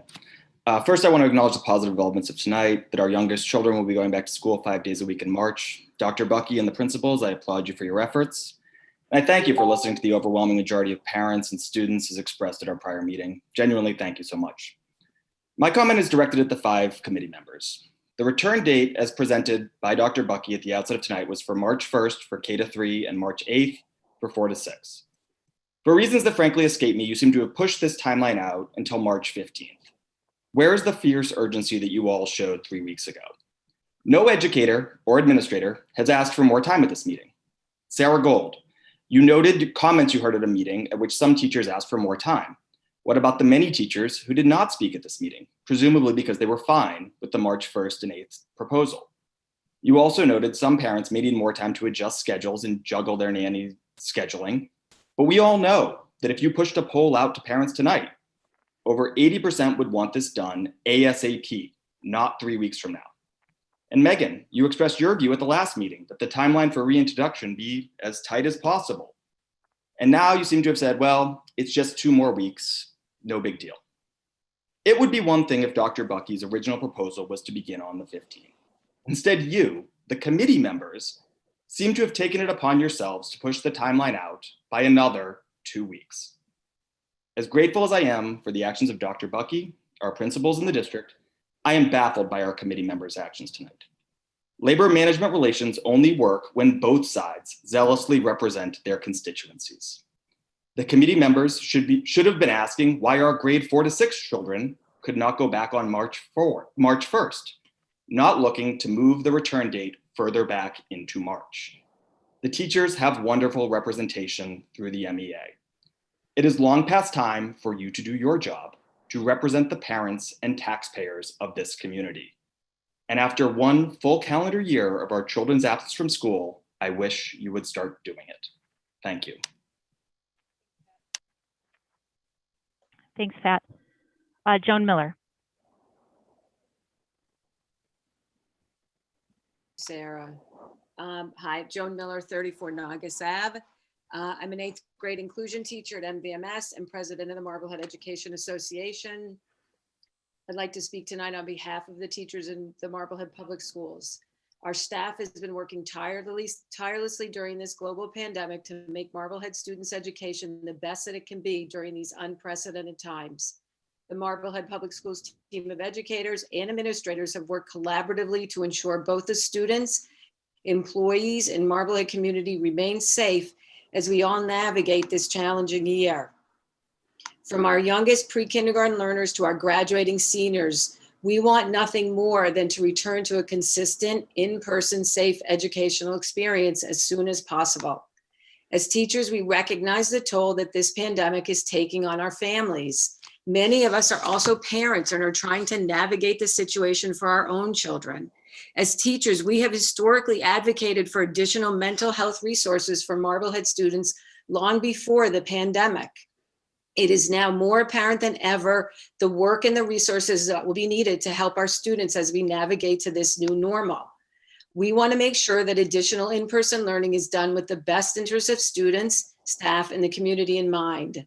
We believe in a thoughtful and well-intentioned plan that puts health and safety as a priority. Marblehead has successfully been in a hybrid model since returning to school in the fall with no in-school transmission, according to our lead nurse. We want to make sure that we do not jeopardize that at this point. The MEA remains committed to working with the administration to ensure a safe return for more in-person learning as we move forward. We as teachers also look forward to getting a vaccine in the very near future, and we appreciate any support that you as school committee members can give us in order to help make that happen. I would caution us as we talk about the older students to remember that when it comes to the virus, they transmit it as adults. Thank you. Thank you, Joan. Blair Nelson. Hey, thank you so much. It's really nice to hear Joan's comments and that we're all in the same boat together here in terms of trying to get our students back as soon and full time as soon as possible. Blair, can you just state your address real quick? Yeah, I'm at 100 Elm.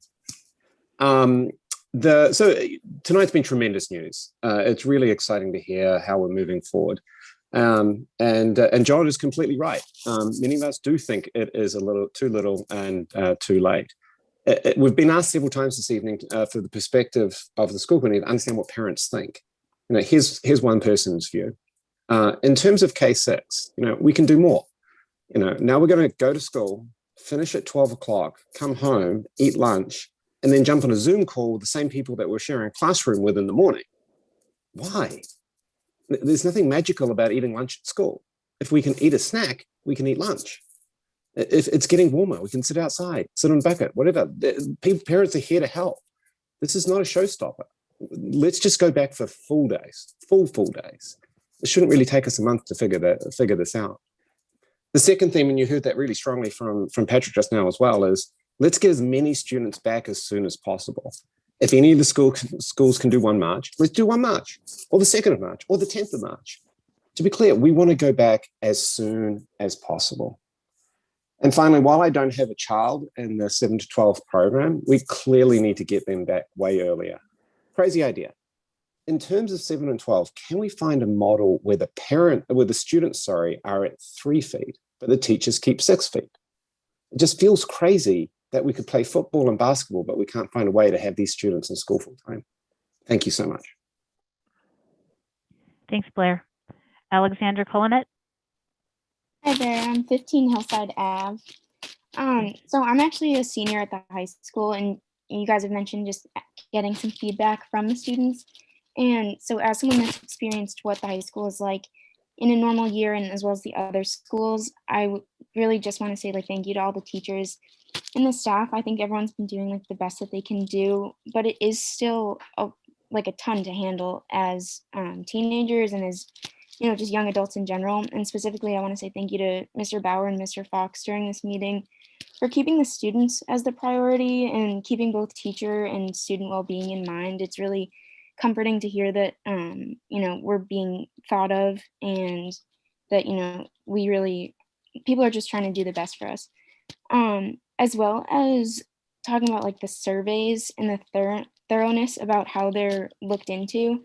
I've answered every survey that, we've been issued, and I don't really feel like the requests or concerns have been upheld very much. We get preached about social emotional check-ins and social emotional health. And I think as valuable as those check-ins are, I don't think they're doing as much as the staff is counting on them to. And I think hopefully having more in-person hours will help with that. But I think just maybe more frequent check-ins or something like that would definitely be beneficial. And then just the last thing I'd like to add is, as someone who would be exposed firsthand to the 3 feet distancing change, adding that AM PM schedule, I don't really see why there's a need to change the 6 foot distance, because that has been what has been keeping me feeling safe going into school. And I think changing that would, push a lot more kids to go to remote. Thank you. Thank you very much, Alexandra. We appreciate that. Kristen Zeros. Hi, Sarah. Thank you. Kristen Exaro, 16 Merrill Street Road. Sorry. Oh. Can you hear me? Yes, we can. I think you're Okay. on in 2 different places somehow, but we can hear you and see you. I am. My internet's not very stable, so I Gotcha. didn't want to lose and try to get back on. I just wanted to thank you for extending the time to go back in. As a teacher who's been on this roller coaster road since last March, I feel like sometimes all our voices aren't heard. And tonight I just wanted to express that I do have concerns about going back in with 20 kids in my classroom and 2 adults. I'm concerned about my kindergarten kids, who I feel like have been so successful. I know they're happy, they're learning, assessments are telling me that. But when I think that I will not have or be 6 feet, not have that capability, I feel threatened. And I feel like although that our numbers are down, I feel like our numbers are down because we have had such great safe protocols. I think that's why we didn't have a spread, because we were a hybrid and we took very big precautions. So I just wanted to express that for me as a teacher in the school district, I wholeheartedly don't want anything more than to have my kids all together. But I want it to be safe and successful. I want it to be that when I have 20 kids in my classroom, they are all learning the same way they did when they were 10, that they all are getting the same quality and they are all successful. Thank you. And thank you. I look forward to what will happen next. Thanks, Kristen. Theo Kemmel. Hi, Theo Schemmel, 24 Thompson Road.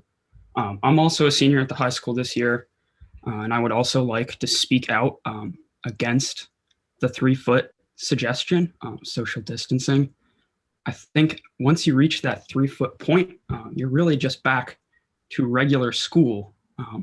We're really never sitting closer than 3 feet together. I mean, and I would ask the committee right now who's in the library, how many of you are actually sitting closer than 6 feet apart right now?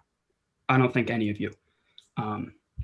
So I would like to see, a return to in-person learning that places the focus on what we can actually do safely instead of spending the next 2 to 3 months, dreaming about this ideal world where we can go back to having 3 feet apart and letting the current hybrid situation that is what is going to happen for the next month and a half for the high school, at least, letting that fall by the wayside. Thank you very much, Theo. All right, I actually don't have any other hands raised. Actually, I would like to go. Thank you. I am Ann Hold on. Simcoe. Okay, no one is holding you back. You didn't have your hand raised, so I have no ability to know that you wanted to speak. So please state your name and address calmly. Hi, I'm Ann Simcoe. I couldn't raise my hand because I am on my phone after I was kicked out of this meeting from my computer. I am a sophomore at the high school. Ooh, I live on 77 Garfield Street. I am a sophomore at the high school, and I would like to say that I think that with the 3 feet distancing and regarding to that, there is no magic number that says 6 feet is the ultimate distancing. There's nothing that makes 6 feet all that much safer than 5 feet. So I think we could do 3 feet. I just think, this is politics, this is school board, everything moves at the pace of a snail. And I don't know. I mean, I've been waiting here for 3 hours to speak, and just that's the pace that this is going. And I don't know. I feel like you got with the hybrid schedule, it's most likely going to last out the remainder of the school year for the high school. And as a high school student, that really disappoints me a lot. And I feel like I am disappointed in you. And I think that a lot of the teachers and the people who are represented here, the people that have waited 3 hours to talk, are not representing the majority because they're the ones who are the most scared. And it's the people who are the most scared who are waiting for 3 hours to speak. And maybe a few parents who are really upset about their young children. But I don't think that the majority of people are going to wait 3 hours through this long school board committee to speak. But the majority just wants to go back in person as much as possible and does not really care as much about the 3 feet. And I've been talking to my fellow students, and they are just a little bit perplexed at why are we still in this hybrid model that is super difficult for teachers, super difficult for students. And I don't know, I'm just disappointed in what you guys, the administration, have done. I think that there could be a lot more that we could be doing. I have some ideas. I will send you an email later. I think you could be doing a lot more. One idea, I don't know, I'm not going to say it because I am going on a long rant here, but yeah, I'm disappointed. Thank you. Thank you, Anne. Lauren Andriano. Hi, thank you so much, school committee, Dr. Bucky. I want to give a huge shout out and thanks to the principals and AD Sigarski for making athletics work and improved in-school learning. Congrats for the K-6 crew. I happen to land in the 7 to 12 bucket for my 3 children. Still seems far from where it's a great improvement. I almost don't want to comment on it because it seems that there'll be another several iterations before we really have the details laid out, and I appreciate the hard work going into it. My biggest question is around the comments. I think Joan Miller, hopefully I pronounced your name correctly. I am so supportive of the teachers. In fact, I almost get excited when I hear my daughter's middle school teachers teach during the day to them, the effort, the energy, everything they put into it. So awesome. Where I'm struggling is understanding what constitutes a safe return. What exactly is that? We're a year into this. Excuse me. I've seen no metrics on that, and I'm so sorry if I've missed something. But if we can get some transparency and clarity from Joan and the team on what will be a safe return, is that vaccinations? Is that herd immunity? Is it 6 feet, even beyond that? what is being suggested as considered to be safe in private schools across the country and in many public schools? We've started to see what their safe return is.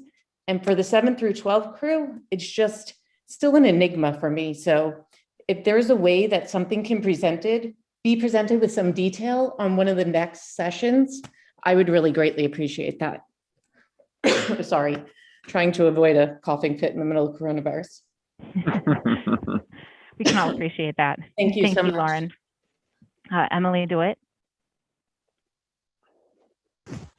Hi, thank you to everyone there. Started off with such positive vibes, and it just kind of, I'm sorry to say, just really went downhill for a lot of us. And I know you're hearing the same voices, but those of us that are speaking up are representing a lot of people who, as mentioned tonight, might not be comfortable speaking up, and that includes other parents and other students, children.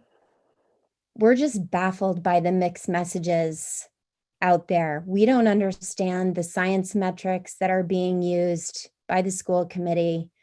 How can a bus that Sarah Gold just deemed perfectly safe, and sports, including an entire basketball season my son just completed, and now football about to resume, with complete disregard to 6 feet distancing, travel games away, camaraderie on buses and at games, which I fully support, by the way. I'm only spotlighting it because we don't understand how one set of rules can work for a bus or team sports, but not apply to our kids being in the classroom physically.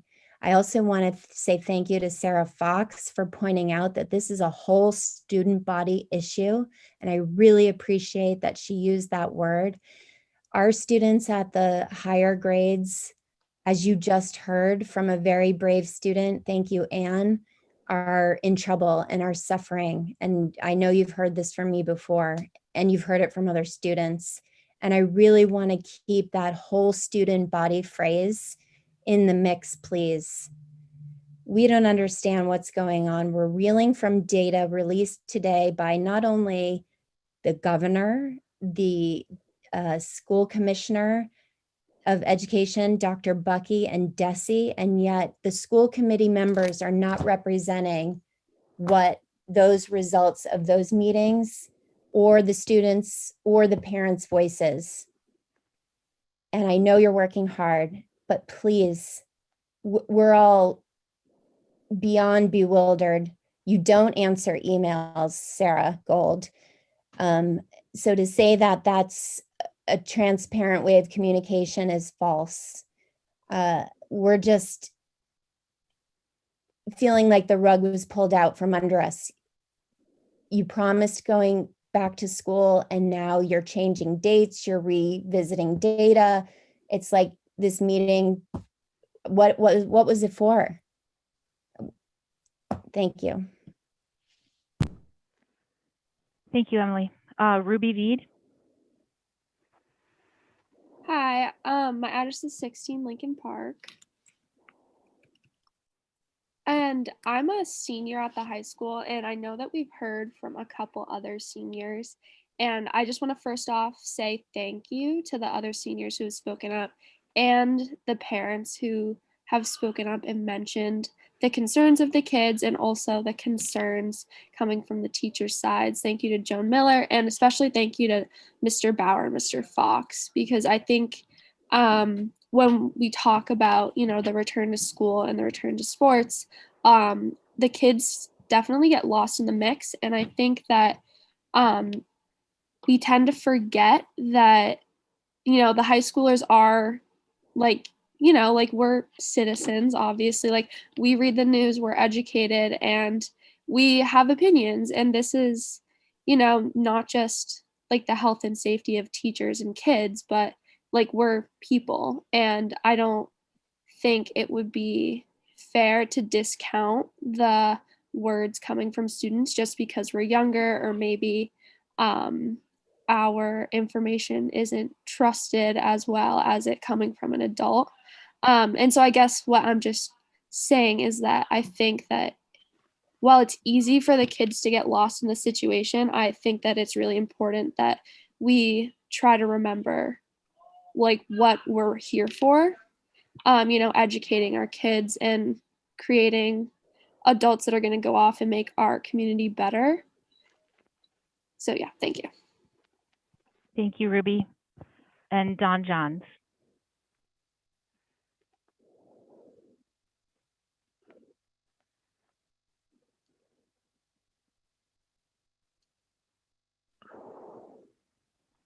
Don, if you want to unmute yourself. Sorry. No worries. Sorry about that. Just building on what Lauren and Emily have said, and I just feel like at least I am beating my head against the wall.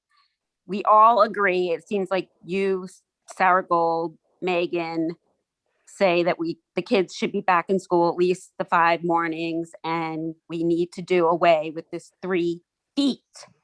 Science is saying that we can, and we all seem to be in agreement, yet nothing is happening. And then when we say things, then we're against the teachers. So it is the union that is saying they won't go back unless it's 6 feet. So how do we get past this? Are they really renegotiating like Dr. Bucky says they are?